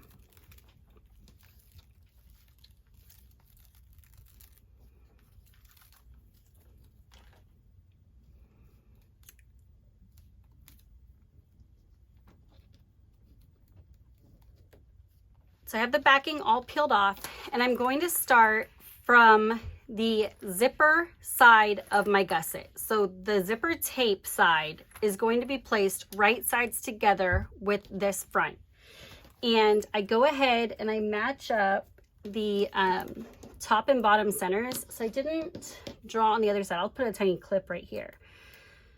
So this is gonna be my bottom center.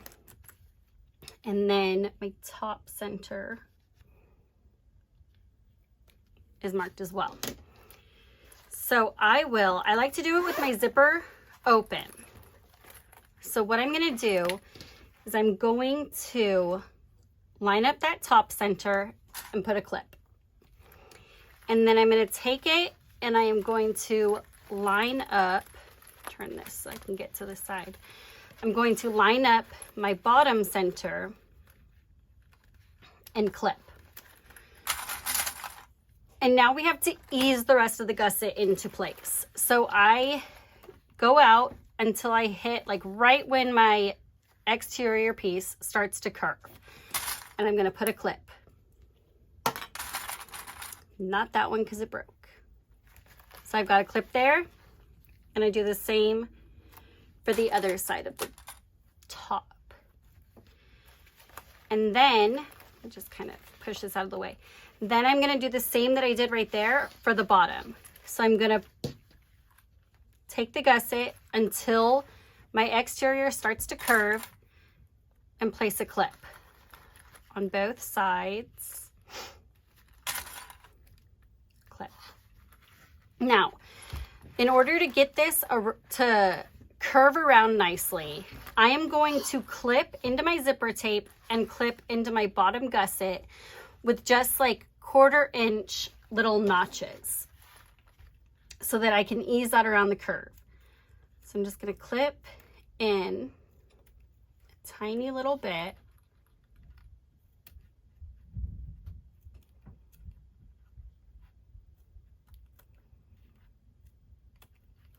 And that allows me to kind of fan out my gusset so that it'll wrap nicely around the curve there. Okay, and I'm going to clip along that curve.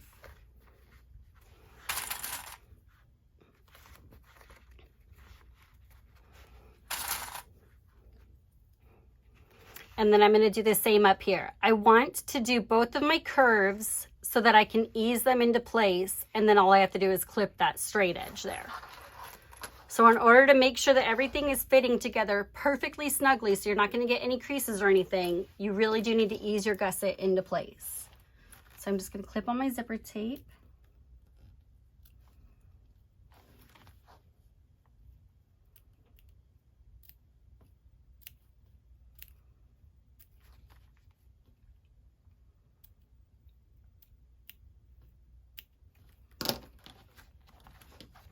And just pull it up and ease it into place.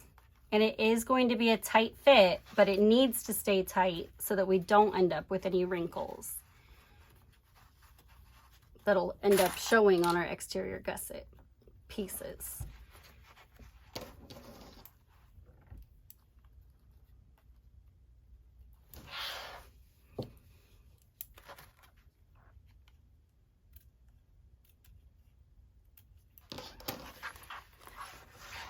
Completely easing that into place.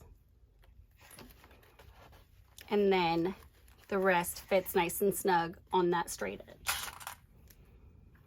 Now I'm going to do the same thing to the other side. So I'm going to clip along the bottom, clip along the zipper tape, and ease everything into place.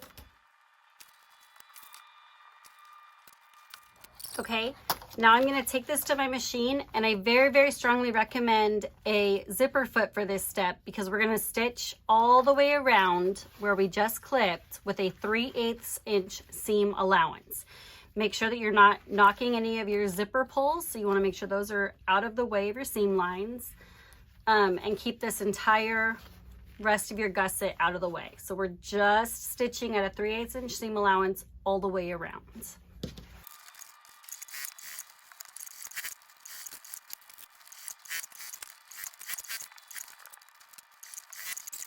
Okay, so I have that all stitched into place. You can't really see it from this side because I used a thread color that matches.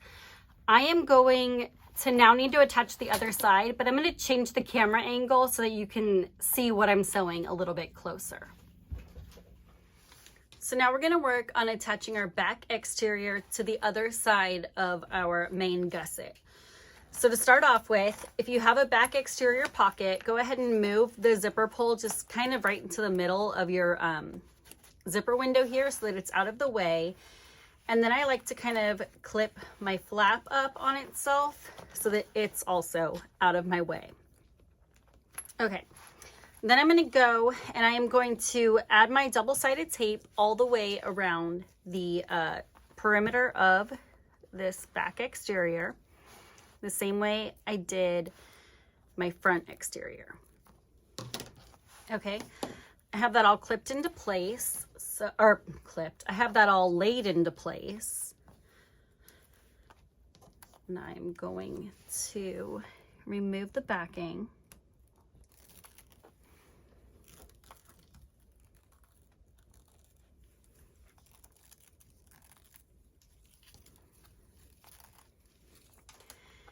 And then I've made sure I already marked my top and my bottom centers, right?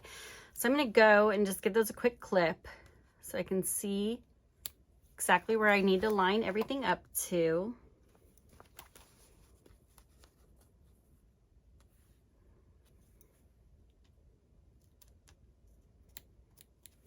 Okay. And then right sides together, I'm going to attach the other end of my gusset to my back exterior. So I'm going to start by lining up the top center and then the bottom center.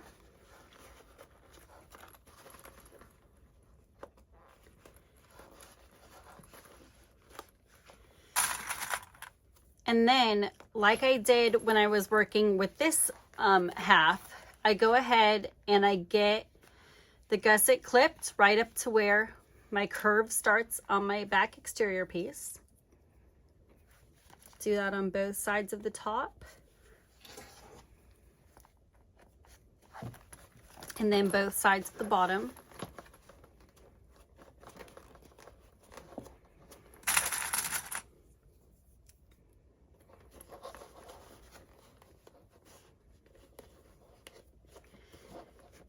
Okay, and now comes the time when, let's see, the lining is a little bit wrinkled here.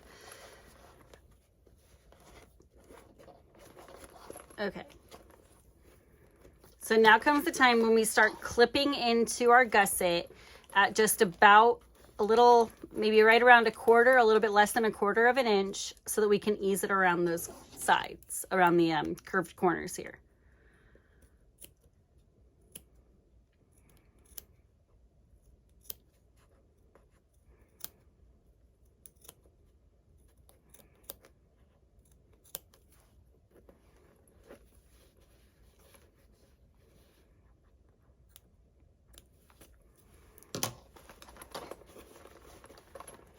So I'm going to ease that into place and clip as I go.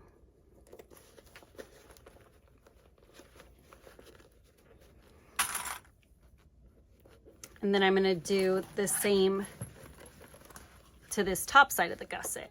So I'm going to clip where it will go around that curve.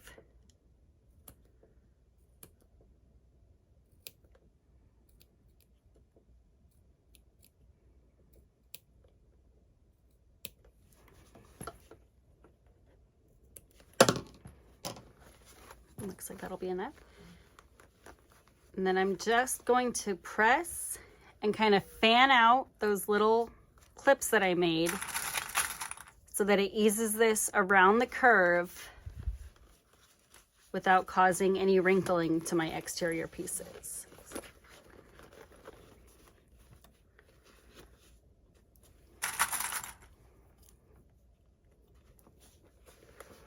And then once you get to this straight edge, it should fit it together very nicely.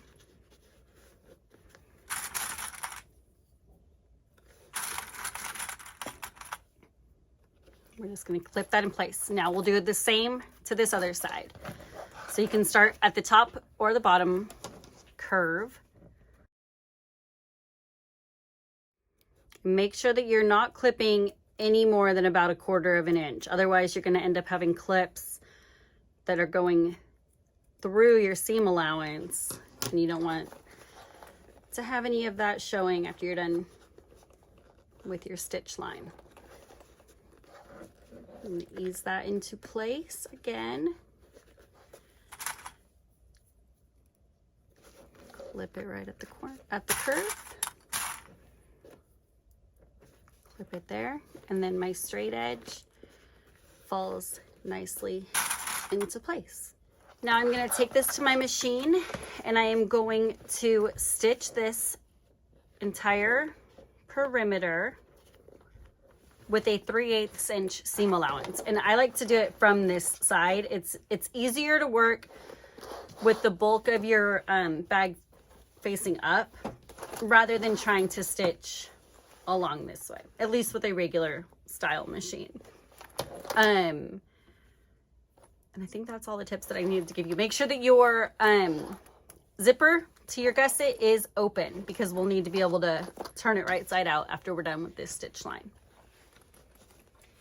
And one thing that I should say is I go nice and slow as I'm stitching this. You want it to look pretty. You don't want to go fast and it end up being sloppy when you could just go slower and only have to try and do it one time. Then you don't have to pick out any stitches or anything like that. So I'm going to place this under my needle. And I'm just going to begin stitching. If at any point it starts getting really hard for you to kind of like turn it somewhere, just stop, back stitch, release it, remaneuver things, and put it back under your needle and continue stitching. You're not going to see this seam line at the end anyways, so it doesn't matter if it looks gorgeous or not, just as long as it's done correctly within the correct seam allowance, or with the correct seam allowance. So I've stopped with my needle down and I need to maneuver some things again. So I'm going to kind of move this out of the way, move this out of the way, and just continue around that curve. So again, I've gotten to another curve. It's easier for me to leave the needle down, move this kind of out of the way some, turn my bag a little bit more, and continue.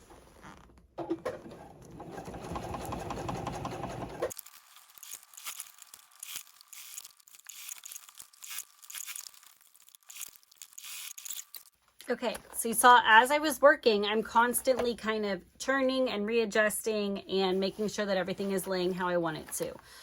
At this point, everything is fully assembled, but don't turn it right side out yet. We are going to move on to doing the binding of the inside of our bag.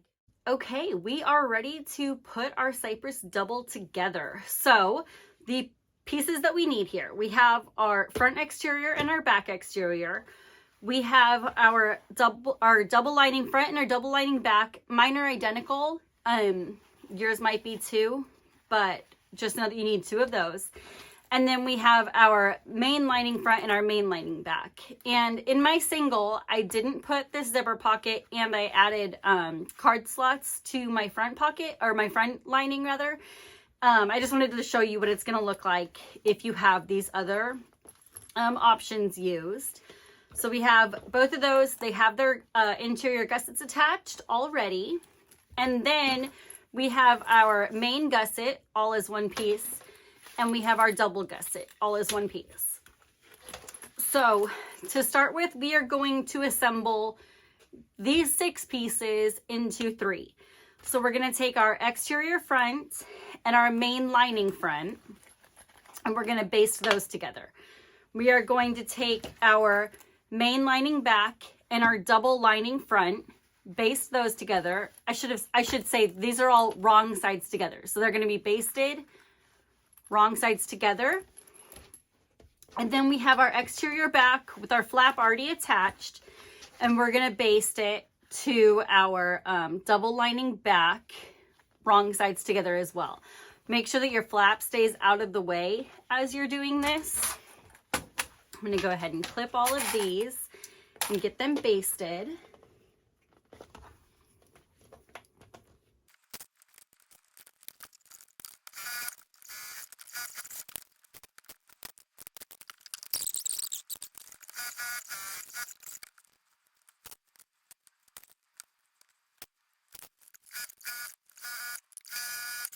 So now we have our exterior front with our main lining front.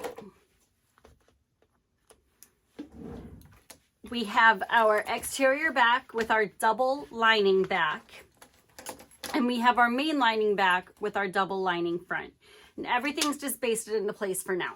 So now we're ready to work with our gussets. Let me change the camera angle a little bit so we can work over here on just how to attach the gussets. Okay, here we go. Let me clip this. So we are going to start with our front piece. That's the exterior front basted to the main lining front. And we are going to attach it to our main gusset here. So what I like to do first is, in these next steps, I use a combination of double-sided tape and clips. And that's going to keep everything from shifting on me, especially when we get to this, the way that the 2 gussets join each other with this middle piece here.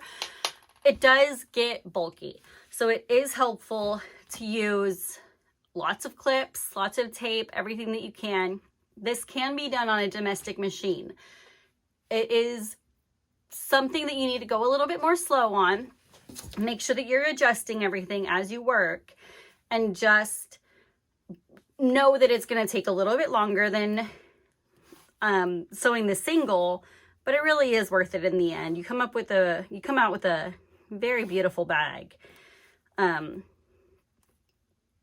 sometimes sewing can be a nice calming journey. It doesn't always have to be something that's going to be finished super fast, but we are going to do it together, and we're going to get it done, and it's going to be awesome.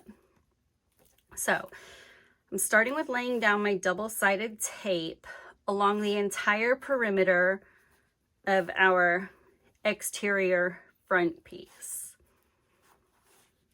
And then I am going to clip this.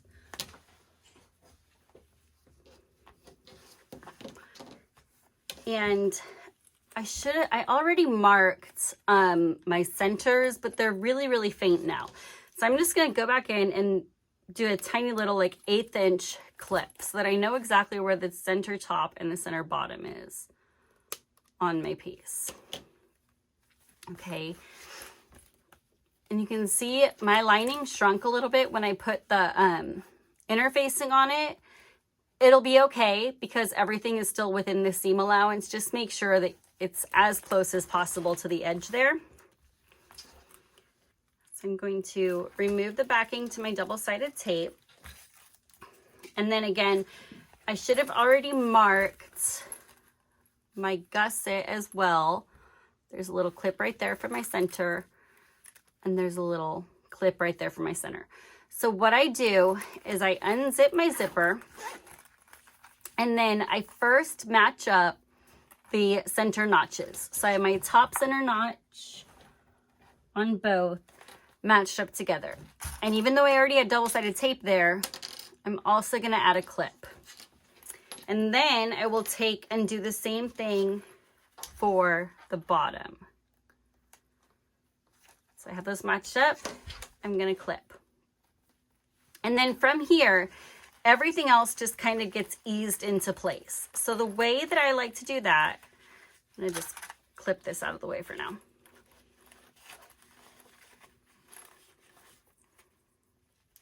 The way that I like to do that is I'll take my zipper tape and keep it straight along that top edge just until it starts going into the curve there. And I will put another clip. And I'm gonna do that on both sides. And then I'm also gonna do it on the bottom here.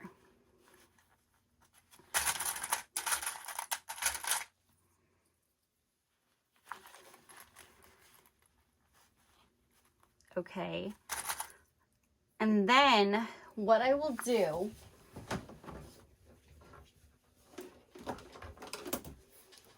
needed to find my better scissors, is I'm going to start easing it around the curve.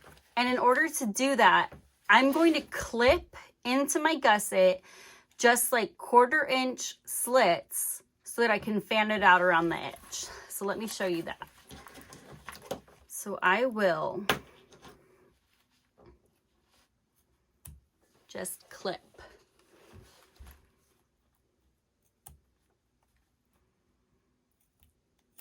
And you want to make sure they're no more than 1/4 inch. So 1/8 inch to 1/4 inch.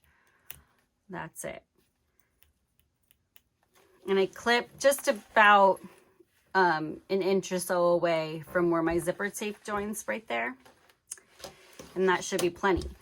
So then I'm going to take it and I'm just going to kind of work it around the curved edge here. And as I go, I'm going to add a clip. And then I'm going to fan it a little bit more around the edge. My tape is leaving me.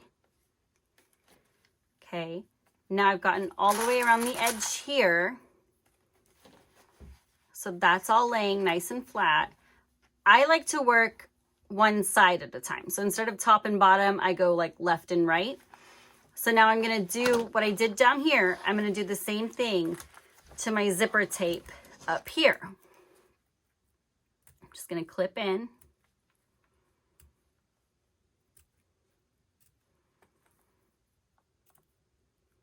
Just short little clips to help ease it around the edge there. So then I'll take it and start working it around the curve and put a clip. And then I'll work it a little bit more. And I'll put another clip. And now when I took that zipper out of the way, when I pull everything straight, it falls right into place for me. And I can just clip that straight edge and work it back in.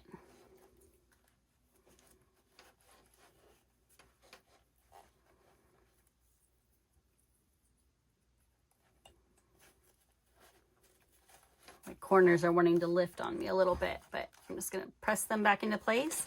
So now that is all sitting nicely. And I'm gonna do the same thing on this other side. So I'm gonna clip into the bottom of the gusset and into the top on the zipper tape and ease it around the corners and then adjust my center.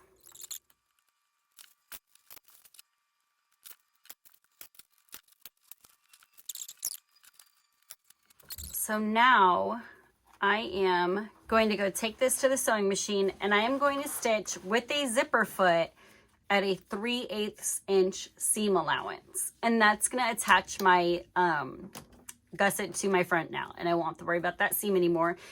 If you find it more helpful, you can baste this in place first. And then with all the clips removed, go back in and sew at your 3/8 inch seam allowance. Okay, we have our front done. Now we are going to do the same thing with our exterior back piece basted to our double back. And this time we are going to do it with our double gusset here from this non-zippered side. So we're going to attach the non-zippered side of our gusset, right sides together with our exterior back. And I'm going to kind of clip my gusset out of the way. I mean my gusset, my flap out of the way.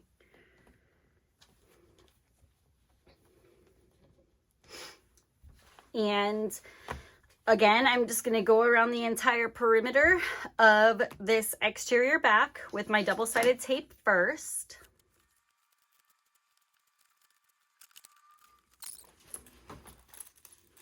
So again, I prefer to do it with the zipper open. It's really whatever works best for you.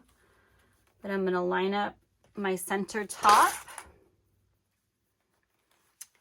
And I'm going to line up my center bottom.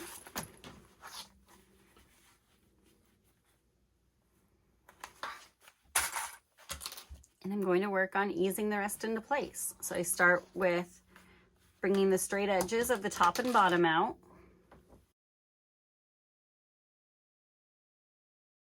Now, when we're working on the back piece, my flap is in the way. This seam where the bottom and top of our double gusset meet, that should line up perfectly with the bottom of our flap cover. So those are going to nest together, and you can clip that. And then we're going to clip into the bottom of our gusset.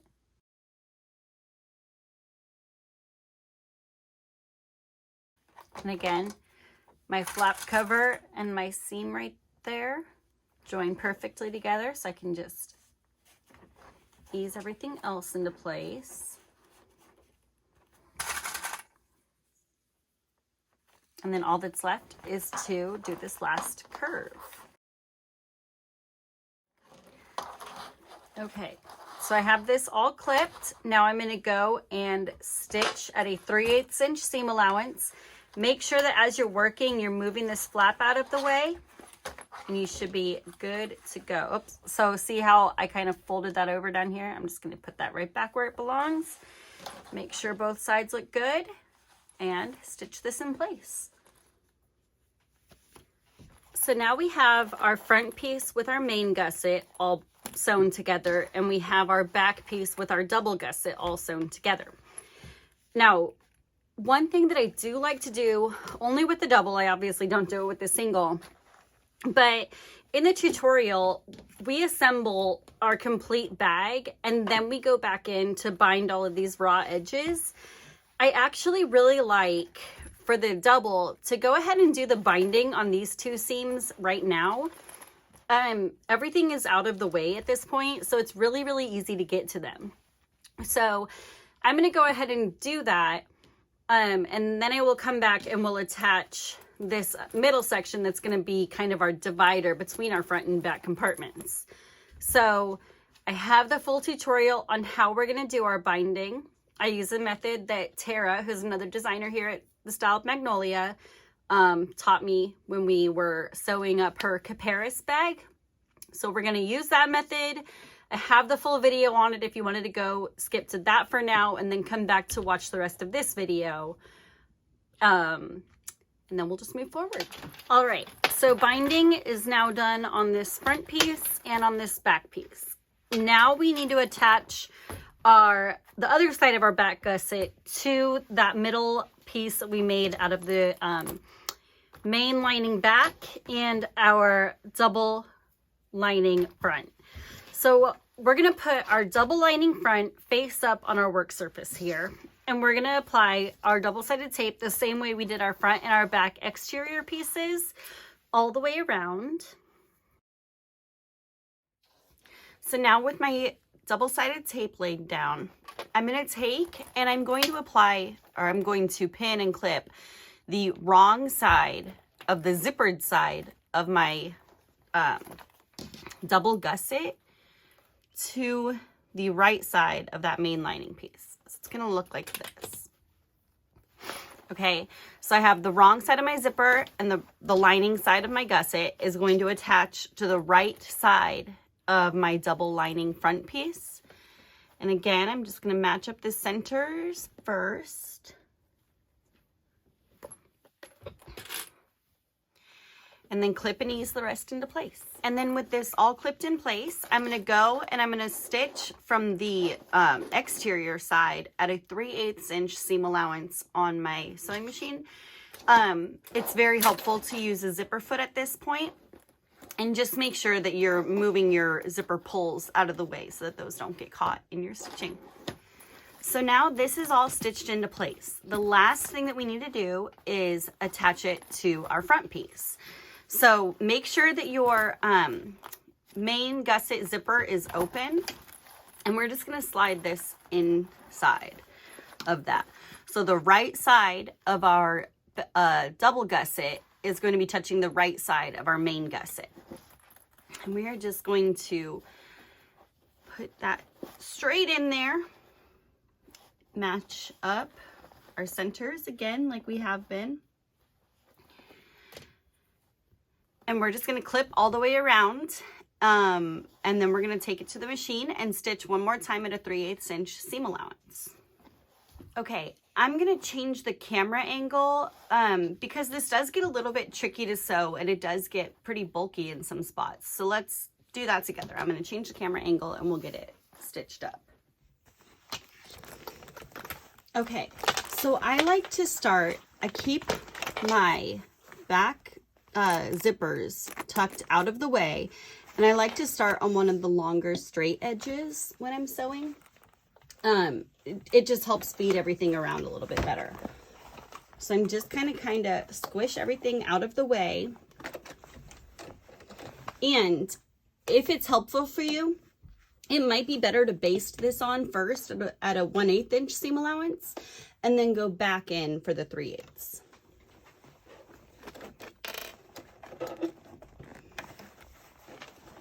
So I'm starting near the top of that straight edge, and I'm just going to start stitching, and I'm just feeling as I go to make sure that everything else is scooched out of the way.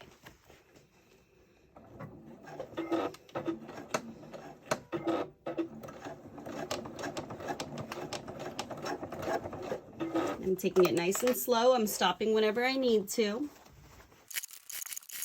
When you get to the corners, if it's starting to get a little bit bulked up, just get like I use this right now, or a pair of tweezers or something like that, just to make sure that everything is laying nice and flat like it's supposed to.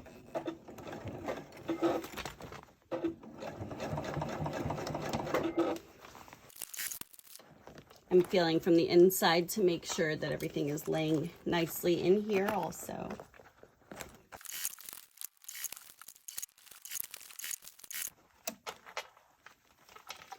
One thing to be aware of is so I have this zipper pocket here. I'm going to make sure that I move that zipper pull to the middle so that it doesn't get caught in my seam at all either. I'm getting to a curve again, so it's getting a little bit tricky to make everything sit flat, but I'm just moving everything out of the way as I need to.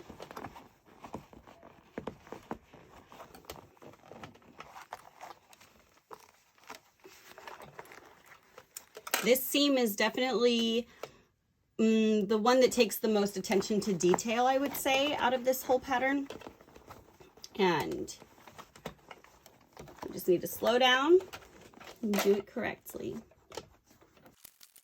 Okay, so I've gotten to a point where I can now move my back zipper pulls. Right now I have them over here. I'm just going to go ahead and move them to the other side so that they are out of my stitch line. So to do that, I'm just going to go ahead and remove this from the machine. When I start again, it is easier to start on a more straight edge than it is to try and do it around the curve. So I am going to back up a couple stitches and go from there. Let me move these. Actually, I changed my mind. I'm only moving one right now so that my zipper is actually open. And I'm going to do that until I get probably to the next curve. And then I'll move this second one out of the way. It's actually seeming like it'll flow a little bit easier with this opened right now.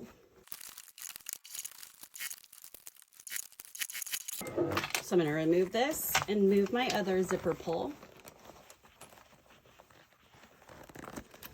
so that it's not going to get caught. Clip this.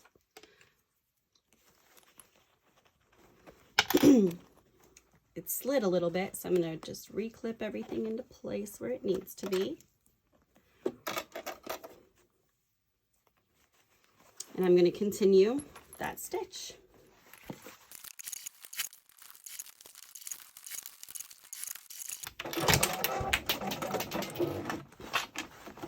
Okay, so this is all stitched into place. I'm going to go back through and make sure that my 3/8 inch seam allowance was correct the entire way. But other than that, all we have left to do is the binding and attaching our coin pouch. Okay, we are almost done with our Cypress single. The only thing that we have left to do is bind and attach our coin pouch. So in this step, we're going to be binding all of our raw edges on the interior. So we're going to need double fold bias tape. I bought mine pre-made. You can make it yourself, but you're going to want it to be double fold, and it's going to be 1/2 inch wide. Make sure that it's double fold, because single fold is not going to give you as clean of a finish or as easy of a finish as this will. So we're going to be using a binding method that I actually learned from Tara, who is another designer here at the Styled Magnolia. She used this method in her Caparis, and I loved it, and it's genius. I've never had binding turn out so nice before. Okay, so to get started, this is the top of my main front. So I have my card slots on this side. This is the top, this is the bottom. I like to start at the bottom because that seam's going to be buried way deep in your Cypress. You're not really going to see the join line of your binding. So we're going to open our binding up all the way and fold it on itself about 1/2 inch. And then we're just going to clip that open into place down here. And we're just going to take our binding all the way around and just clip as we go.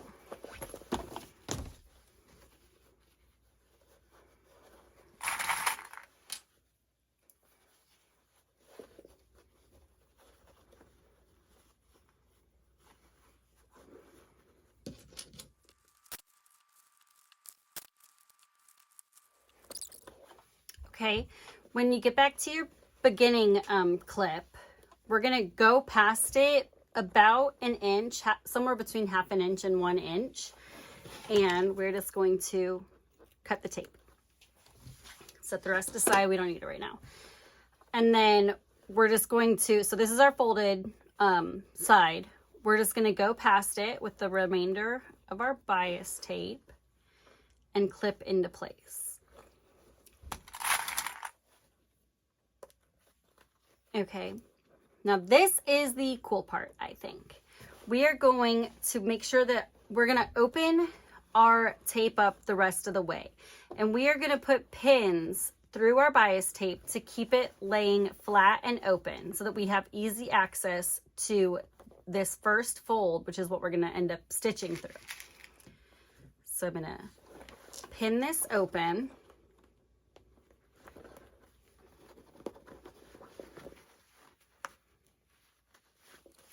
All the way around. Make sure you are only going through your lining, not your exterior fabric at all, because you don't want to put pins through anything vinyl or faux leather, because those don't heal. When I get to a corner, I just kind of fold it on itself and pull straight down so that it's got that nice taut edge there.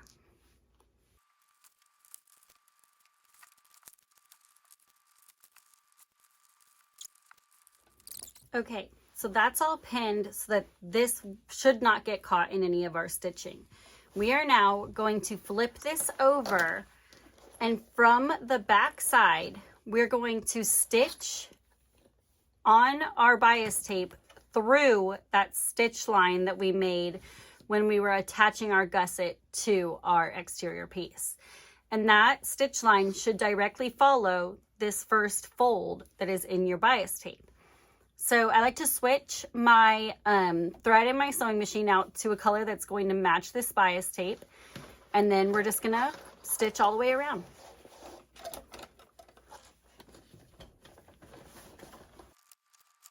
One thing I should say that I'm doing fairly often as I'm sewing around this is just stopping to check and make sure that my bias tape is staying even along the side here and it's not shifting at all on me.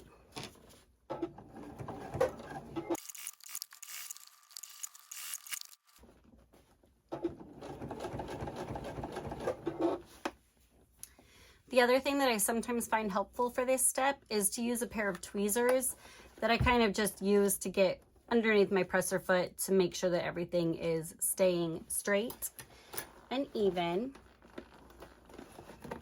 It helps me like push away any wrinkles that might be forming.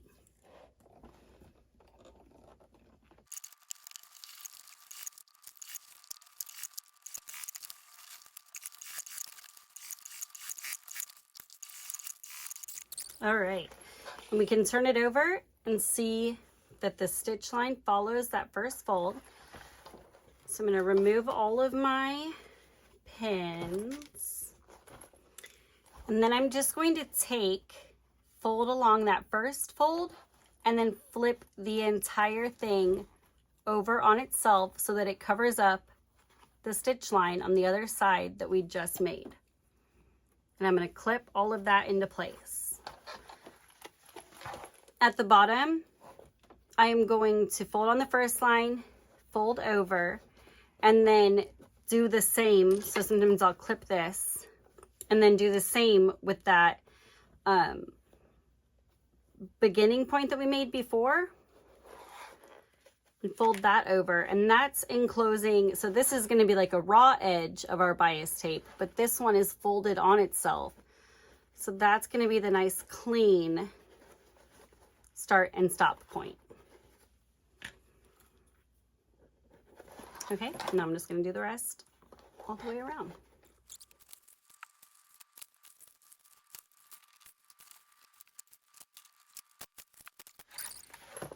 Now that we have it all folded back on itself, we're going to take it to the machine one more time and just edge stitch this bias tape in place.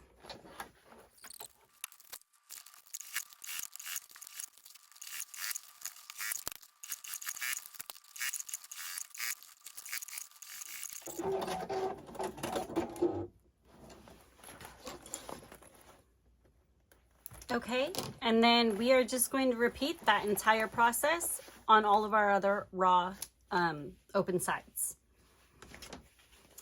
So now we have both sides of our Cypress single completely bound on the inside, and we are ready to move forward and just attach our coin pouch and we're finished.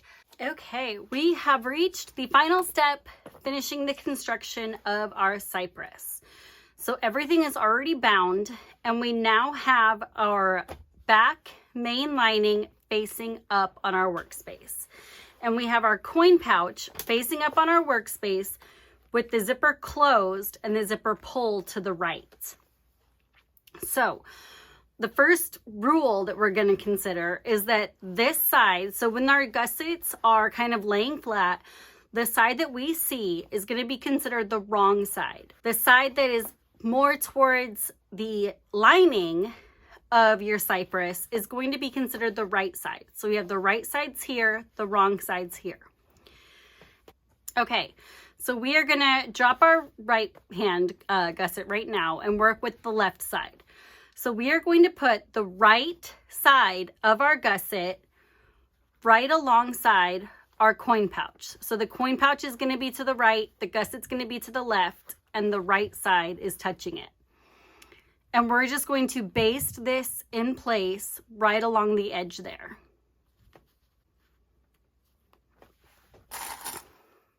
So I'm going to clip, and I like to make sure if my gusset might be just a smidge taller than my coin pouch, depending on the exact seam allowances that you took. If that's the case, I always want to line up the bottom first. They should be pretty much the same size, but just in case, line up the bottom first and then work from the bottom to the top. So we're going to baste this in place.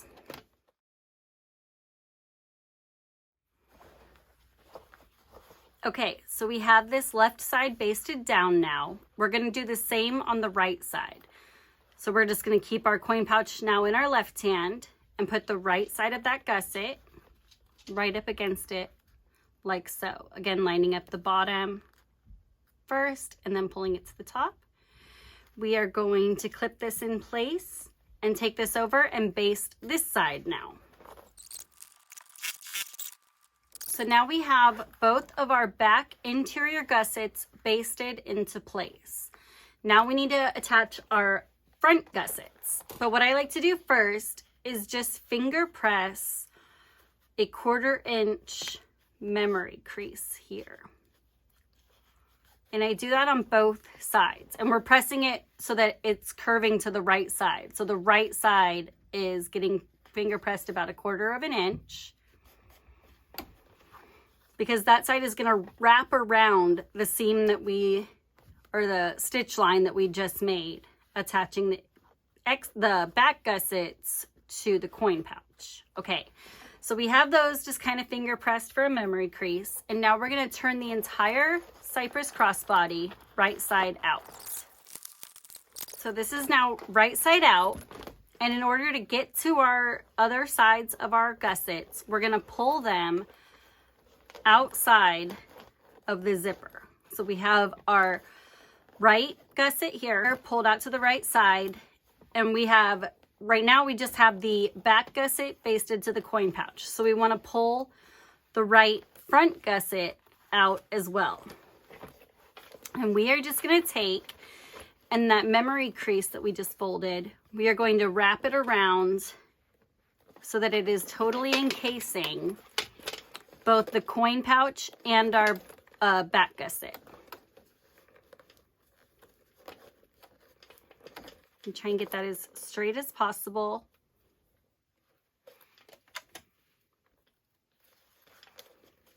Okay, and then we're going to take this to the machine and we are just going to edge stitch that in place. Okay, I have that in place. So now I'm going to work from the other side.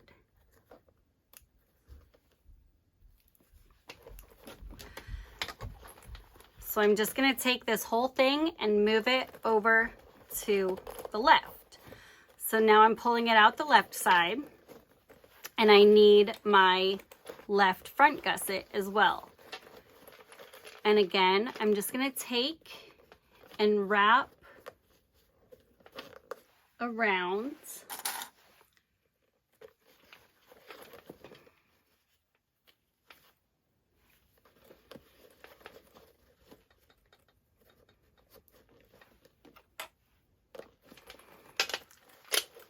Just like that. You might have to kind of pull this up a little bit to make sure that it's laying straight. But we're just going to go and stitch this in place now as well. And that is it, y'all. We just tuck that back in. Press everything out nice and easy. Make sure all of my edges are crisp here. And my Cypress is complete.